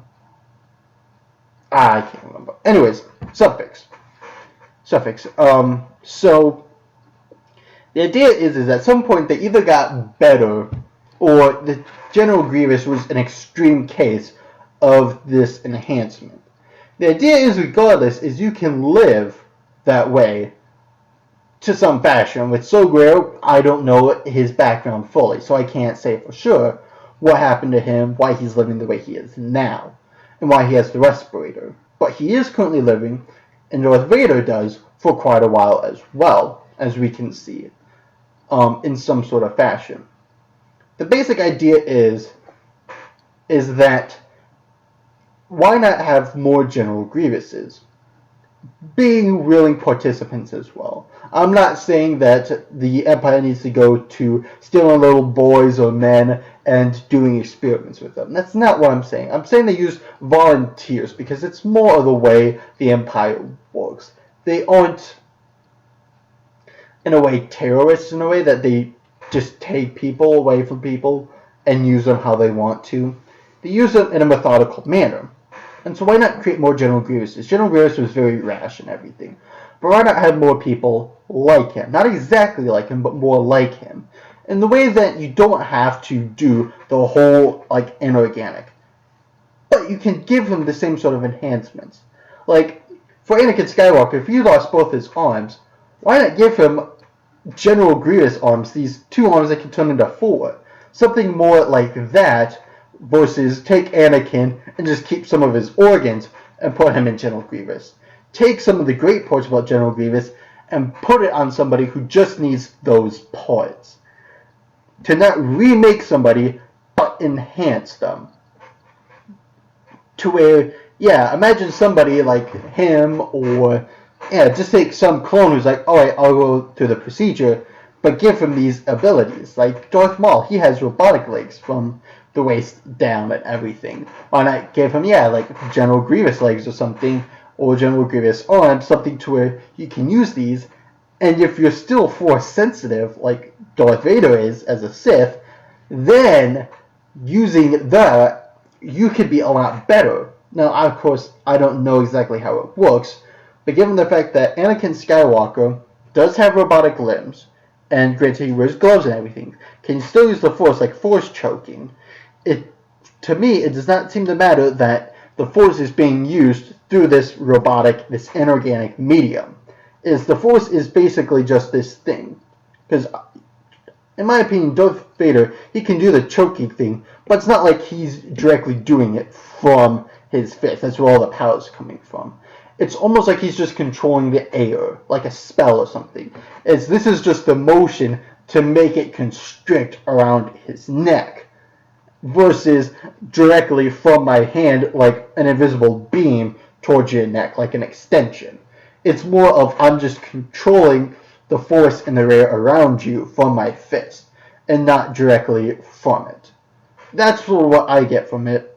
And even if it is, it's still going through the robotic thing, unless like the little nub of his arm is pointing at him, and that's what's doing it. But I think it's more like a telepathic thing. It's just this is the motion to do it. To where, yeah, General Grievous, if you have something like him put onto Darth Vader, then you get the idea of you can still use that Force and that same ability. Therefore, wielding a lightsaber and all of your abilities like that should still apply, and being able to use it better to deflect bullets. It's one of the big things is, and we'll get into lightsabers in just a second, is anybody can pick up a lightsaber, but it's because of the Jedi's Force abilities that makes it an extension that they can accurately have the reflex to block bullets and everything. And why some of the lightsaber battles are so quick is because it's an extension of themselves versus like a direct sword. If you have a sword, you ain't stopping a bullet. That thing's going way too fast. But if you have the Force with you to anticipate it and everything, then you can. And if you have somebody like General Grievous attached to somebody with actual Force powers, who has the mindset and everything and can actually stand to live a bit better than him, then you're almost unstoppable. Granted, how applicable that would be, how far along the lines that goes with like the Sith code and everything, I don't know. And we don't see that. But the idea is, I think you could still do that, and that would help you out a lot. Because a lot of the things is I think the Empire sort of didn't take quite as much advantage as they could have. Knowing, oh, we killed most of the Jedi. The Republic is small. It's a small force and everything. It's sort of like the underdogs killing the big person. And that the Empire could have done a whole lot more to try and ensure their safety. Is a lot of the stuff that I have here. Not so much that I'm rooting for the bad guy, but hey, if the bad guy knows stuff, then why not take advantage of it? I mean, why not make sure that you can be quote-unquote king for a while versus just for a day? So that's sort of my thing, General Grievous. Just either that or just make more people like him. Because if you can train people like him, who maybe aren't to that quite of ability, but have the advantage of the multiple arms and everything, have the lightsabers, who fight in his style, then that should help you a lot more than people who don't. You don't even have to use them necessarily. A lot of the stuff that I have is scare tactics. In a way, it's mind games of make yourself appear unstoppable to not make the enemy try and fight you. In this case, the rebels attacking the Empire. If you have some seemingly unstoppable forces, implement them to discourage any sort of rebellion to begin with. Like if you have droidicas walking around with every single stormtrooper, and if there's no easy way to destroy them, that lessens the ability of attacks and everything. Or you have people like General Grievous walking around everywhere who can be really good with lightsabers to just mow people down in the rebellion, that sort of lessens down their idea of tactics and stuff as well. If they have a super immense army because they have droids and stormtroopers, then it's a much bigger force to try and kill, especially when they can keep using droids. The Empire, I feel like, could have taken advantage of so much stuff to first ensue their continuous reign before trying to implement this idea of, okay, get rid of some of the stuff that isn't quite us, and then have this infinite reign of the dark side. And to get sort of to go with this is, I just have to make sure some of these things that I'm not talking about. A lot of stuff that I didn't check. Okay. We're still good. So, going on, the other big thing that I have is lightsabers. And the basic idea behind this is in Episode 3, once Order 66 is initialized, all the Jedi are being killed, alright? Now, what is the one thing all official Jedi have? That is a lightsaber. And a lightsaber is an amazing thing because it's very different than a blaster. Two completely different things when you think about it. A blaster is actually like it's like a laser, but it's not actually a laser. It's a bunch of compressed gas and everything. A lightsaber is plasma and everything, and I think a blaster is more photons, I think. Something like that. I could be wrong. But they're different things. But a lightsaber can be really, really good because it can cut through basically anything. It can block regular blaster bullets. And yeah, it can cut people in half. It can cut limbs off easily. And so the idea is why not take all those lightsabers and use them? Of course, there's this idea that Chancellor Palpatine didn't want to use, that the dark side wouldn't want to use them because they first don't want to make the Jedi lightsabers seem any good. They don't want them to give them to people and say, oh, this is good enough. It's just as good as ours or whatever and everything. They don't want to let on to that. But at the same time, if you're using them in some capacity with droidekas or with your stormtroopers or anything, and you're using them in some fashion to let the rebels know, hey, we got lightsabers, don't mess with us, they might not mess with you. And it's this great idea of using them because if there's no Jedi around to use them, they're just sitting around. Of course, you could take those Kyber crystals and use them in the Death Star. We understand that from Rogue One and the stuff there. But if you put them in the actual hands of men, it can be good. Of course, they won't be as good. They won't be able to deflect bullets as well because those who don't have Force powers won't be able to use them as well. The main case of this, to prove that non-Force people can use it, is Finn from The Force Awakens. As to our knowledge, he is not Force sensitive, and thus is why he cannot control his lightsaber as good as somebody else. But he can still use it nonetheless, and everything, to where he can use it, but just not to the same effect as a Jedi, where it's an extension of themselves. Especially because a lightsaber, when you actually look at images of it and the way they're made up, is for some of them, and for many of them when you look at them, is the fact that the actual blade and everything, and their intensity and whatnot, are all controlled. That, think of it as a setting for their lightsabers, and all of them are set on a generic setting. But all of them have things to make them longer, to make them more intense or less intense or shorter. Is on them they have adjustments that you don't see there in the movies except for actual people using them. Like Yoda, I believe, has a smaller one. You have the Shotos, which are small ones. Also a smaller hilt as well, but you know, we're not going to dispute that.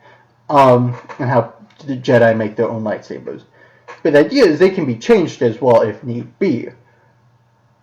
So, what I'm getting at is, if you have people like Grievous, and you just put these weapons in them, it doesn't matter what they are, you can tell them they're crap. It's just the fact that they're implementing them, and if they're not Force sensitive, like actual Grievous is, versus somebody with force powers with this ability. Then you're sort of just controlling them and using them as pawns, not thinking of them too much.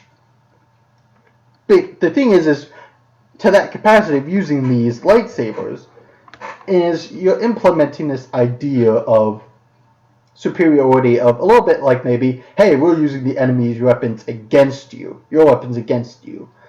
But at the same time, sort of, we don't want to use the enemy's weapons and whatnot. But it's a very interesting thing.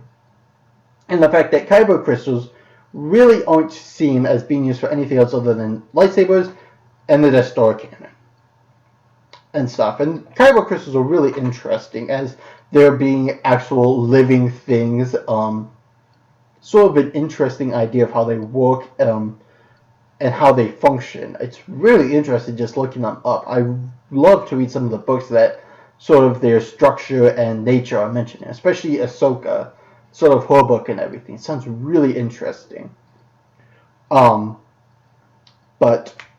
yeah, this is one of these things is if you have all of these lightsabers, why not get some use out of them instead of just, letting them sit around for anybody to just pick up and say, ooh, I'm going to use this.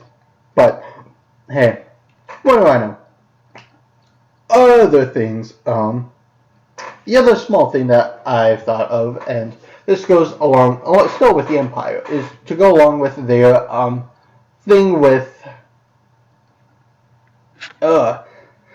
being human in the Empire, is the idea that they don't have any alien allies, really, or like actual alien soldiers or females in the Empire. And we'll sort of take this piece by piece, starting with aliens, is when we look at the prequels, we see that the Trade Federation is made up of some aliens, and mainly droids, being part of the Sith. And in the Clone Wars, we get certain alien races turning on others, depending on who appeals to them more, the Federation or, I don't know, the Republic, I guess. I don't know what you would call it. If you would, I could find out later, but anyways, when we look at the original trilogy, 4, 5, and 6, we don't see much alien allies for the Empire. We see certain bounty hunters in there who help the Empire and everything, but not explicitly like whole races fighting with them. Whereas with the Republic and the Resistance, we get things like the Bothans and different races in there fighting against the Empire. Of course, the thing could be made that the Empire is a much bigger thing throughout the galaxy, which would make more races want to come. But you would think that there might be some races who think, hey, you know what? We don't like this race. We'll team up with you if you help us exterminate them or something. Or you have our vote and everything. But you don't. And that would make sense with the dark side wanting to be fully human and everything. But there are other races that are force sensitive as well, like Wookiees and Twi'leks and stuff like that. There's even that famous red Twi'lek who was a Darth at some point. That might be Old Republic, so I don't know how canonical she is, but I don't know. There is also the Saber Whip girl from many of the graphic novels, I believe, who I don't know how canonical she is, but supposedly she was on the dark-ish side. There's also Asajj Ventress from the Clone Wars in there. Yeah, which also, talking about her, talks about females, is one of the things my friend Micah did bring up is during the time of making the original trilogy and stuff is this idea of trying to portray women in war and battle settings, of not wanting to do that and seeing them quote-unquote be killed. Whereas we see in the Resistance, we see some of that. Now today, we see that being a lot more commonplace. That's why we see a lot more of them in the Republic and the Resistance and everything in the prequels, and I think in Force Awakens, we see a lot more of them. Whereas in the original trilogy, we don't. Especially for the Empire. Now granted, Stormtroopers, they have a helmet, and they all sound male. Sort of all sounds the same. Maybe it's some sort of voice box in the helmet, some voice synthesizer, something. I don't know. But the thing is, we can't see underneath their helmets. The only one we ever fully see do that is Luke and Han in New Hope and Finn in Force Awakens. There's also Captain Phasma, whose character is a female, sounds female, but we don't know if he or she is female underneath the helmet. So we don't fully know by the time the new order comes around. So we can't say too much there yet. Maybe that will be advised in The Last Jedi coming out later this year. But we don't see them in the original ones. And that could make sense for trying to be more men of the dark side, being mainly made up of men for the Sith and everything. Maybe also this idea of not wanting to portray them in this setting. But, you know, how many times do we actually see a dead body in there if it's not a stormtrooper? So, I don't know. Just one of these things that's like, hey, you want to double your army? Hey, let's get the women involved, or let's get another race. But, you know, the Empire is a weird thing of how it's made up in the dark side. I think there are some flaws in there, but we won't get into that too much, because how much do we really know about that without reading many, many books and studying it for many hours on end, which all I had was a week and a half, so.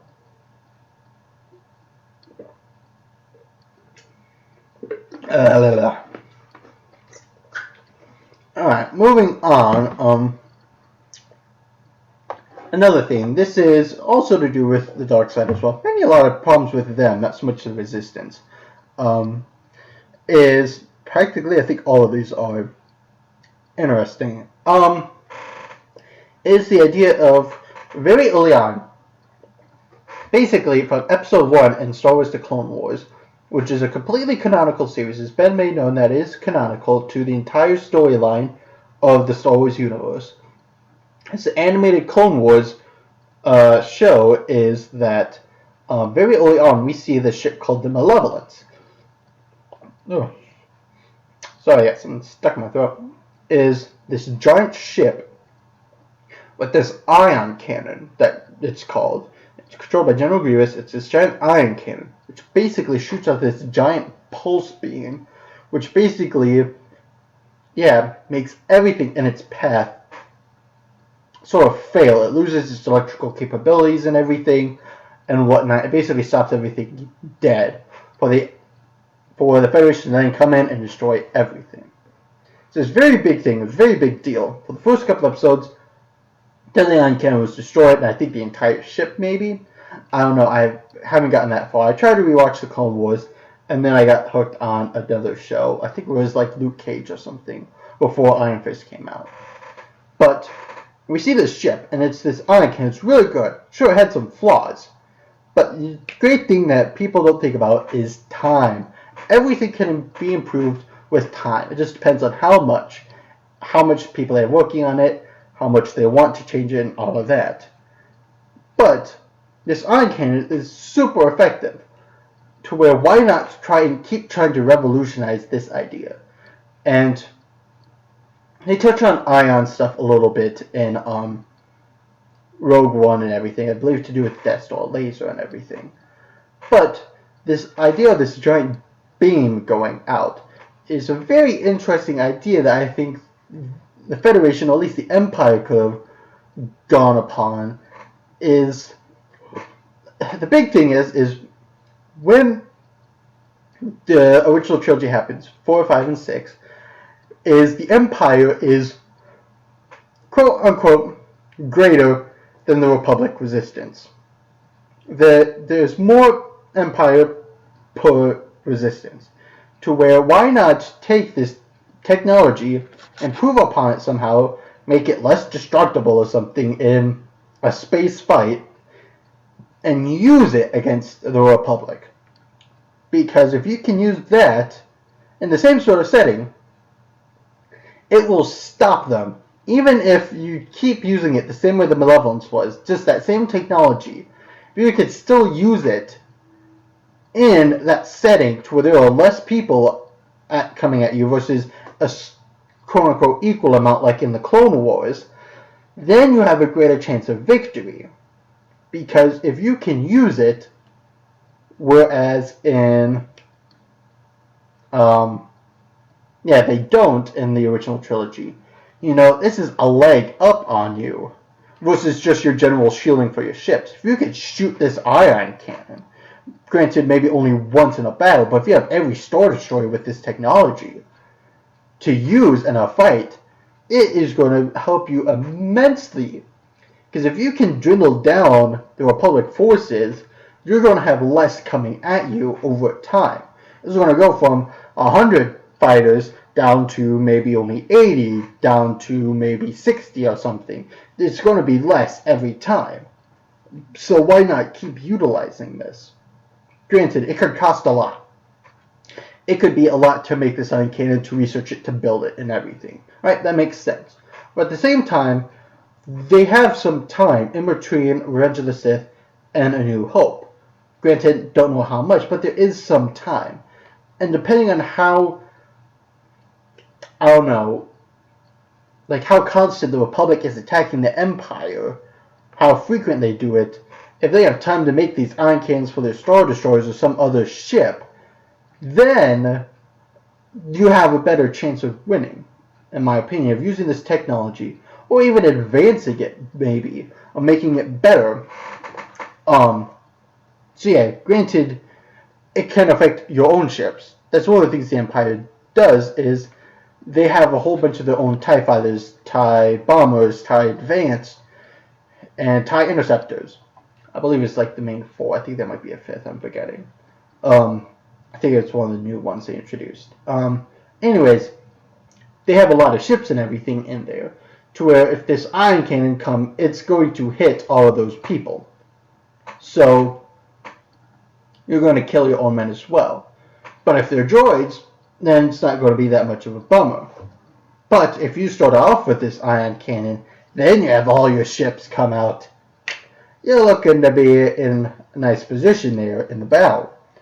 So yeah, why wouldn't you keep using this, advance it and everything, put on your Star Destroyers, something like that. Or maybe miniaturize it to put on smaller ships to use in a smaller section versus such a massive part. So yeah, this ion cannon, like the Malevolence, was a really good ship then in that sense. And I don't know if it was on both sides, but hey, you know, yeah.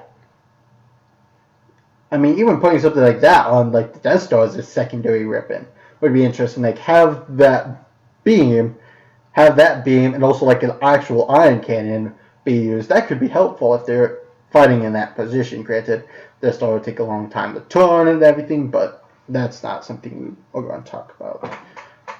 What we can talk about, though, is why it is they would build a second Death Star. This isn't a big topic that I have a lot of support behind, but it is an interesting thing.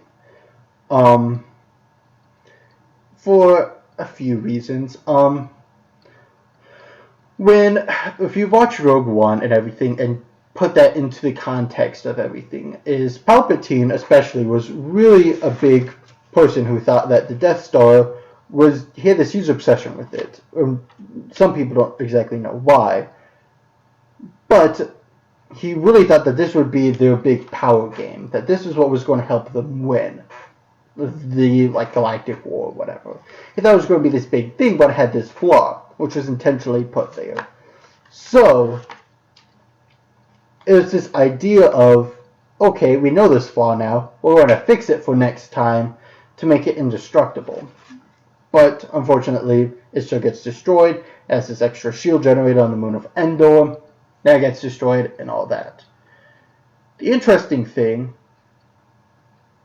is, yeah, why it is they would build a second one. And it's not so much that it's almost like they don't keep it much of a secret. It's sort of like, at least in the third one of Return of the Jedi, episode 6, is they sort of know that it's there, and they know it has this technology. But it's not so much like kept a secret.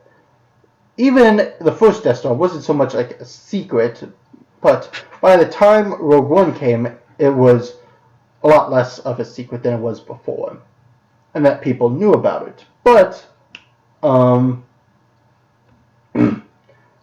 sorry, it's this thing like it was being rebuilt a lot quicker than the first one, and this makes sense because they knew the actual plans, they knew the faults in it and everything, and so they went off to try and build it again. So this thing to okay, we know what's wrong, we're now going to be unstoppable, but we see that's still not the case. To where why it is they would build that a second time, people might think, okay, why go from Death Star to Death Star 2? Why not make more of a jump from Death Star to Starkiller Base, like in Force Awakens? Or something else is interesting to think about. I think in a lot of ways, it's not really like a fault, I think. I mean, there's very valid reasons why they would do it, but I think there's also some reasons why maybe not to.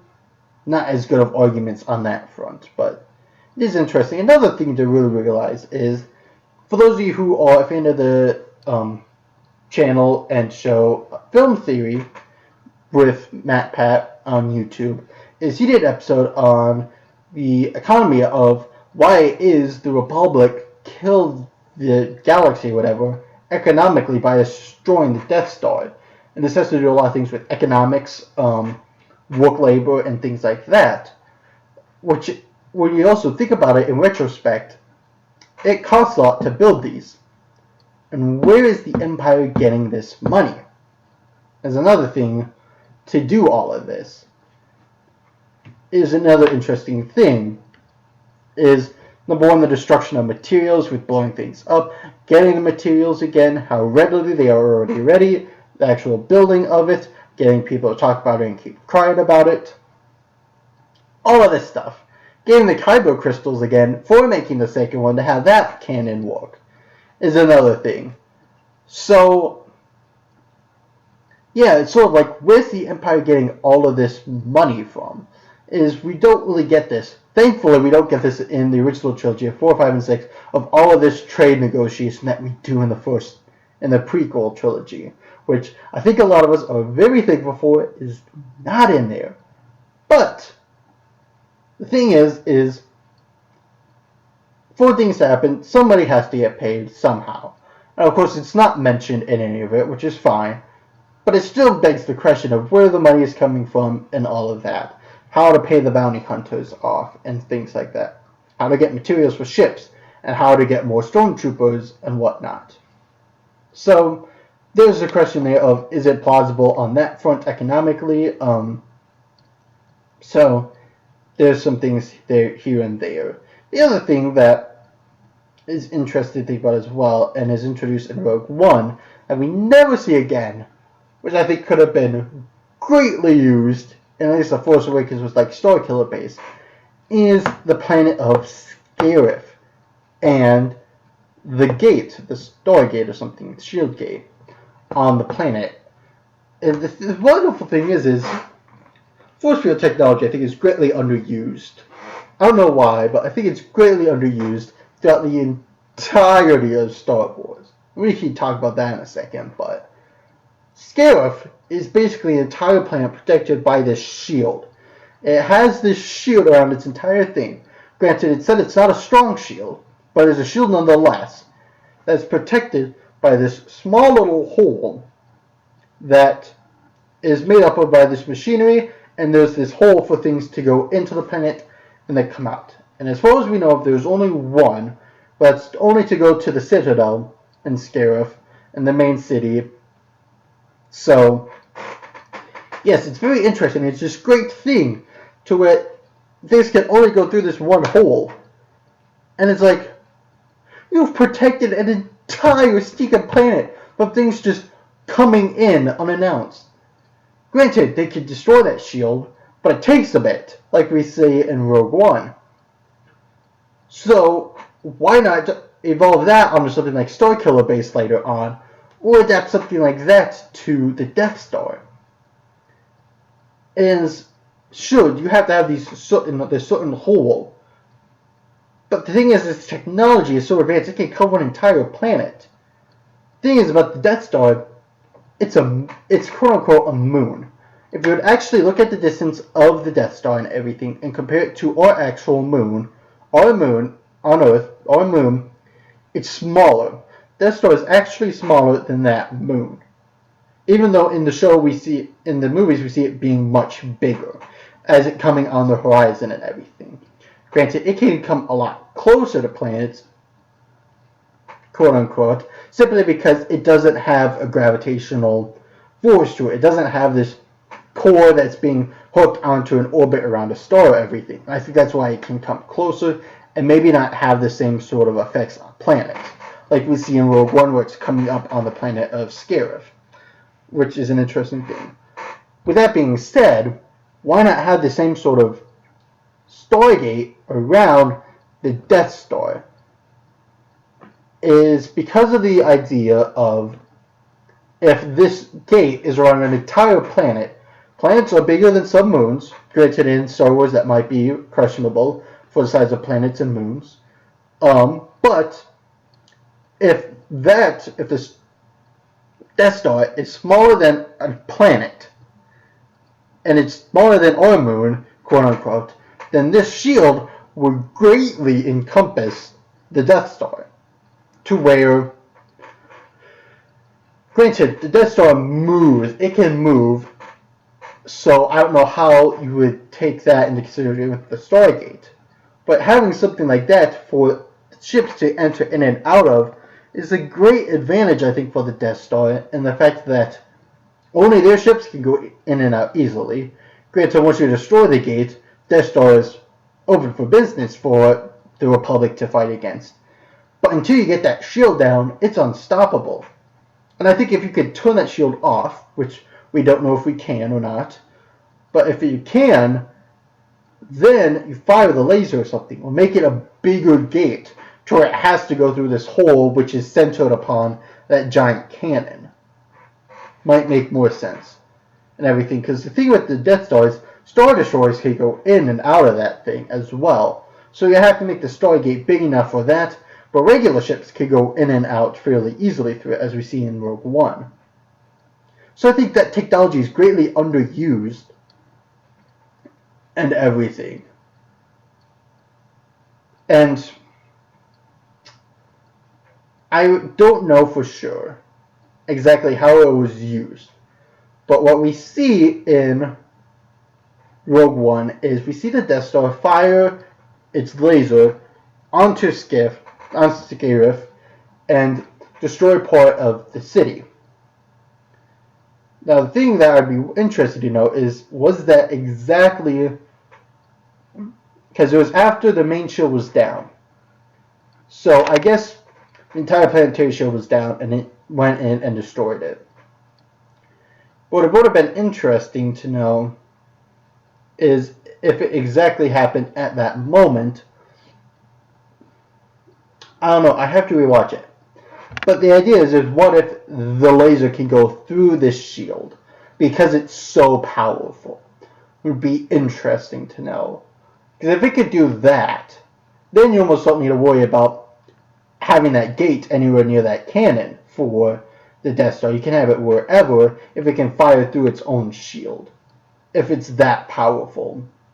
But it's probably not. I think it was after the shield was down on the planet, it shot at it, and so on and so forth. To my recollection.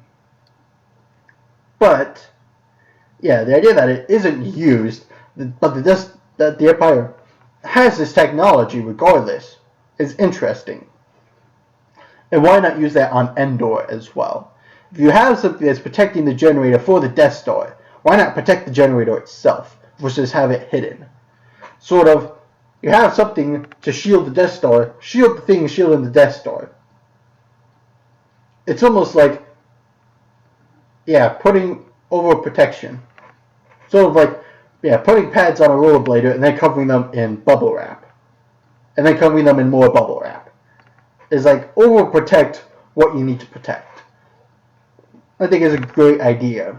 Because, yeah, if you have that Scarif shield on Endor, regardless of how actually protected you have it, you're not going to have as many enemy forces coming in to attack it. And I think that would help them out as well. If they have the technology, why not continue to use it? Sure, it is flawed. But we see there that the shield basically goes basically through, or basically right underneath this circle for the planet of Scarif. So why not maybe have it, boop, that little thing underneath the shield, so it's also protected by it, but only lets in everything it can. To where if, say, another Star Destroyer comes into it, it won't necessarily be killed. It will hit this shield. Unless it goes through that shield, it will just crash itself into it. Might be a better thing. Or maybe have it closer to the planet. Or something for this hole. Basically have it like a tube, in a way. I don't know. I don't know how the technology works fully. I don't know if anybody what does. But I think it's something that they should have taken into consideration to follow further with. Especially if they can use something like Droideka technology. Something smaller for actual humans. Like the Gungan shields that they have to reflect blasters and stuff. Why not have something more personal like that for their stormtroopers or something? So like in Force Awakens, that one stormtrooper who has that like shock sort of baton.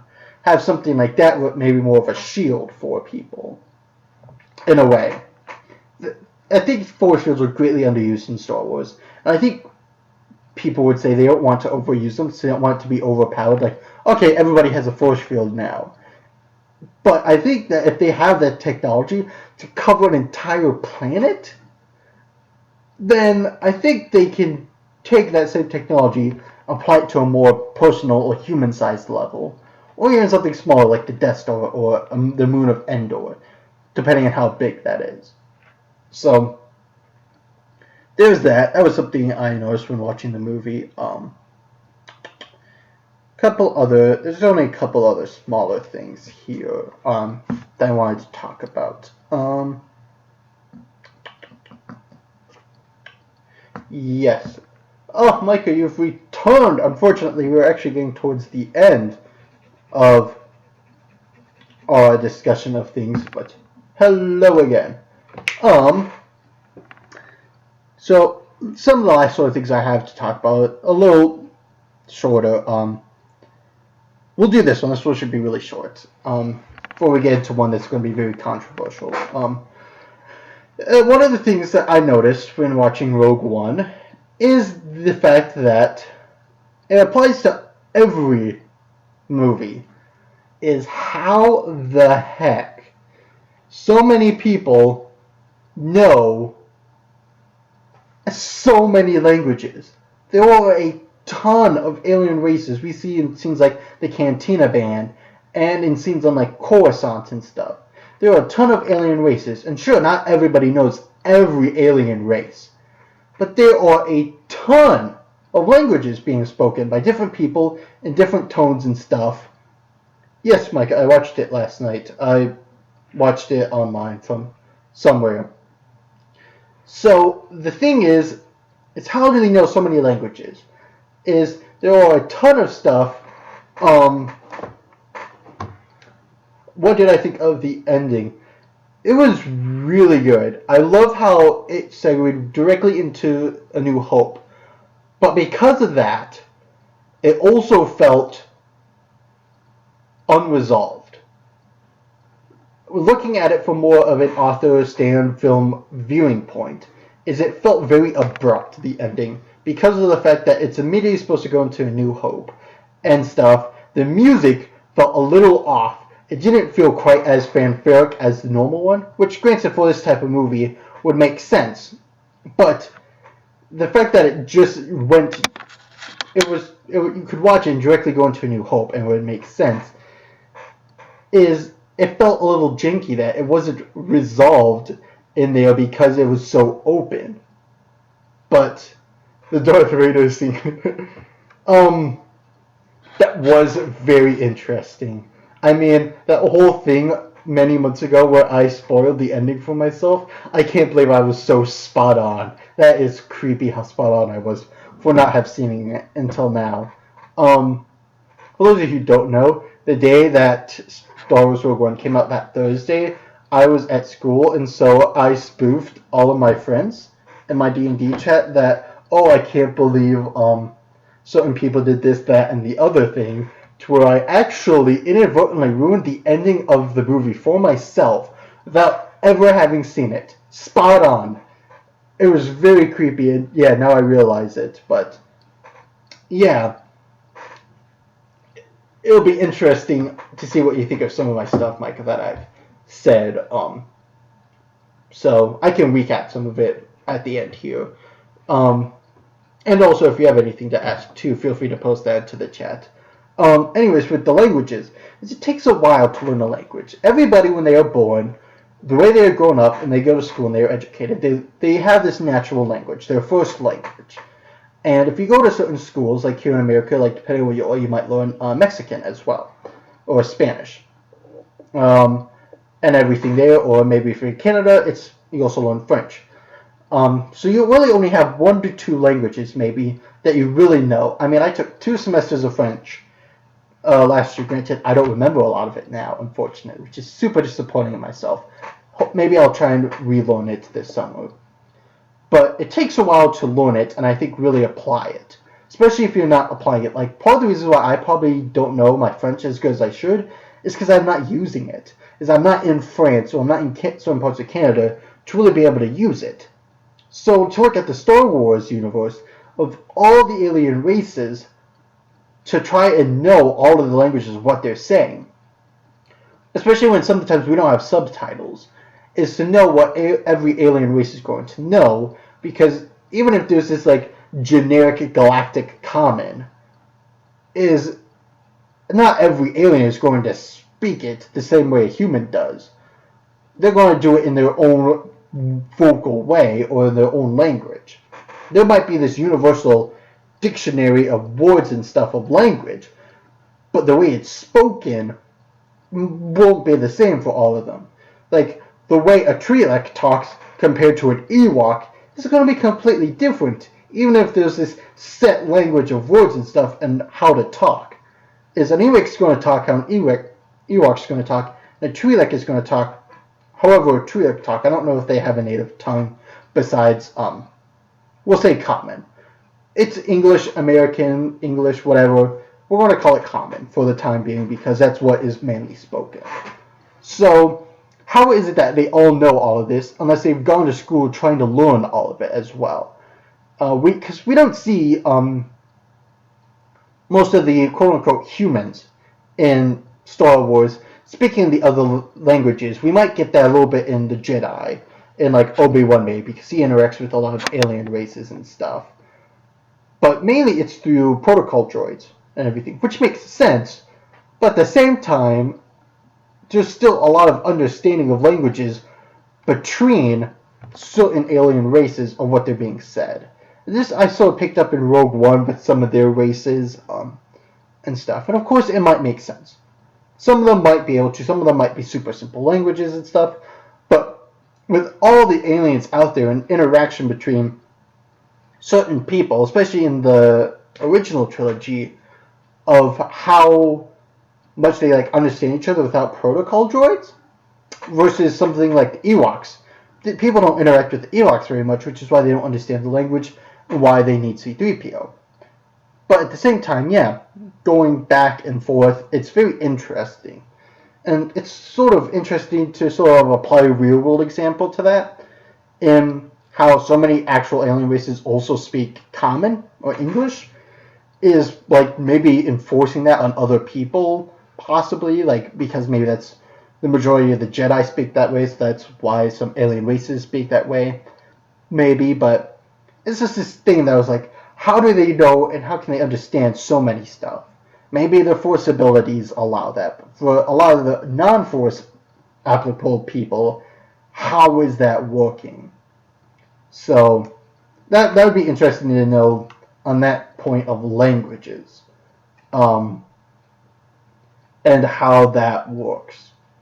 Simply because I'm an English major and everything, I look at languages and stuff and the English and grammar and things and continuity and plausibility and stuff.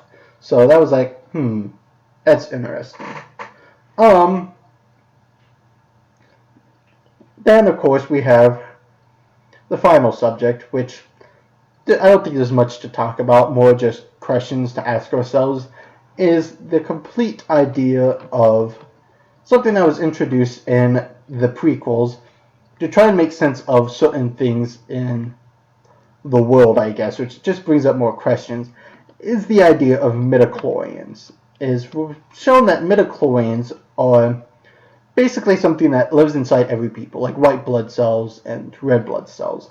Midichlorians are about how force sensitive you are. High amounts of midichlorians means you're very force sensitive. You're one with the force and everything. You can use it and everything. And non-force sensitive people just have a very low amount. It's still in them, but they're not very force sensitive, from what we can gather.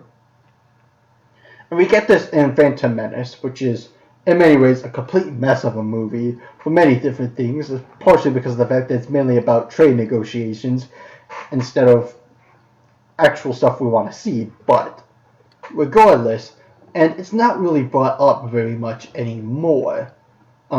We get it a little bit in episode 3, where we get the tragedy of Darth Plagueis, which was what I used as today's quote.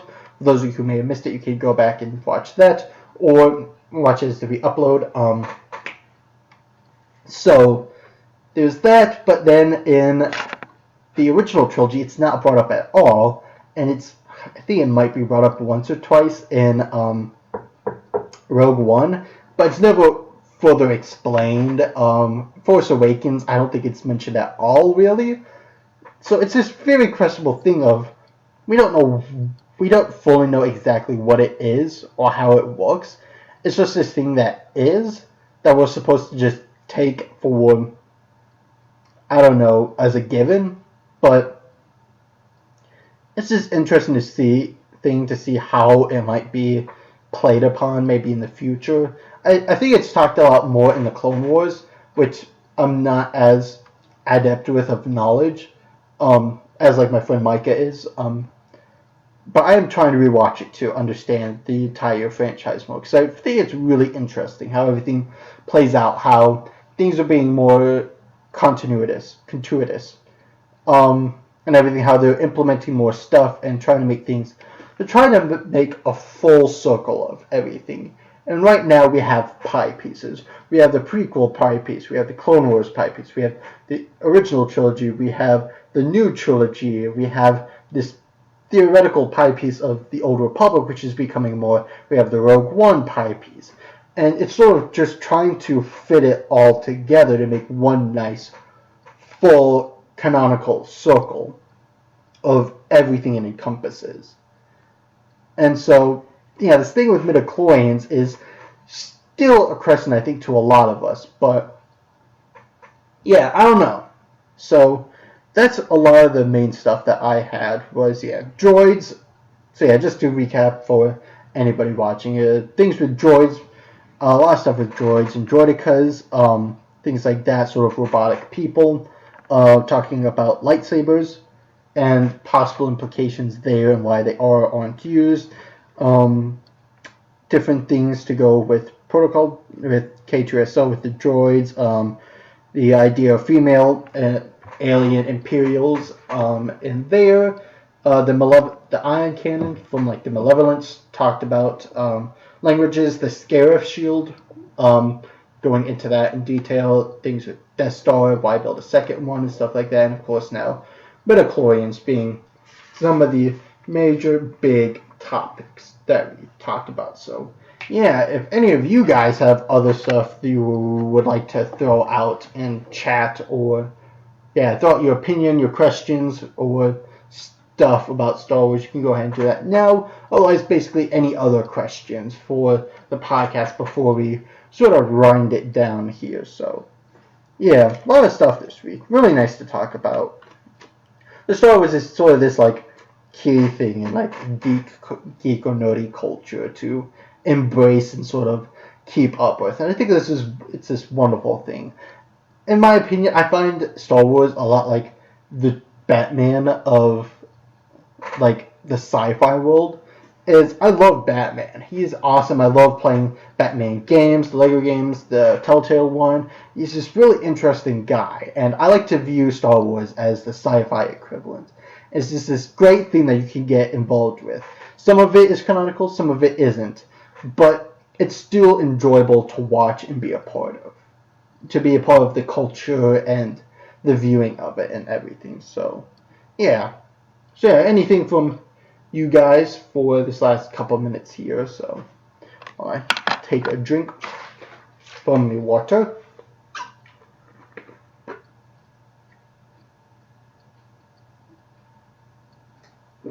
Also, I'm deeply sorry for the slow stream and for the one time it dropped. It's much better this week than it was for Minecraft last week, so we do have that going for ourselves. One of the things I will mention is next week is Easter weekend. This is currently April 8th. Next weekend is Easter weekend. I will be going home to Orange City, spending a couple days with the family and everything, so there won't be a live stream, unfortunately. I might record something fun for that, but yeah, there should still be episodes coming up for Lego Avengers and Lego Star Wars. I might try and upload some of those, keep them private, and then just publish them as public. So keep on the lookout for that. If you want to, hit that notification bell so you always know when things are coming up. That would be awesome for you guys. Yeah, so figure on in 2 weeks, figuring being another live stream of probably Minecraft. At least Minecraft. I don't know if we'll do another Chitty-Chat cast. There might be a Chitty-Chat cast next week, but probably not. Yeah, because I don't know if I'll bring my monitor home, which would make things a little more complicated. So yes, otherwise keep in mind of my friend Zach and stuff coming to his channel, as well as Brooke. And yeah, end of April is going to be interesting just because the 29th, that Saturday, is the Saturday before finals. So don't know if I will do a live stream. I don't have many tests. It's mainly just papers and stuff, so it'll depend on how quickly I get those done, if there will be a stream or not. So if there is, it might only be a short one. Might be another podcast episode instead of Minecraft. Just because then also have to be packing to come home for the summer and stuff. So yeah, there'll be a update coming soon for stuff happening this summer. At some point, just to keep you guys in mind. So, yeah, things coming there. So, yeah, looks like it's not really much happening in the chat at the moment. So, we'll go ahead and wind down the podcast, in which case I'm going to leave you guys to come up with the topic for next time by posting in the comments below or contacting me through social media, whether that's Facebook. I check Instagram all the time. Or comment on the blog, especially if it's for the sci-fi story. Comment there to give me ideas for what you guys want to do for the next Chitty-Chat cast, only because I don't know exactly when it's going to be, so I want to leave it up to you guys. Otherwise, I'll come up with some sort of thing, maybe a would you rather sort of thing, do like a would you rather game or something for the Chitty-Chat cast, or some of the photos I've taken of different things, like choose this or this. So that might be for next time. Otherwise, yeah, I want to thank you guys also very much for coming to the Chitty-Chat cast, the podcast dedicated to talk about random stuff, because why not? So, I have been Lego MacGyver, to all you master builders out there. Stay bricky, keep building, MTFBWYA, may the force be with you always, and I will see you all next time.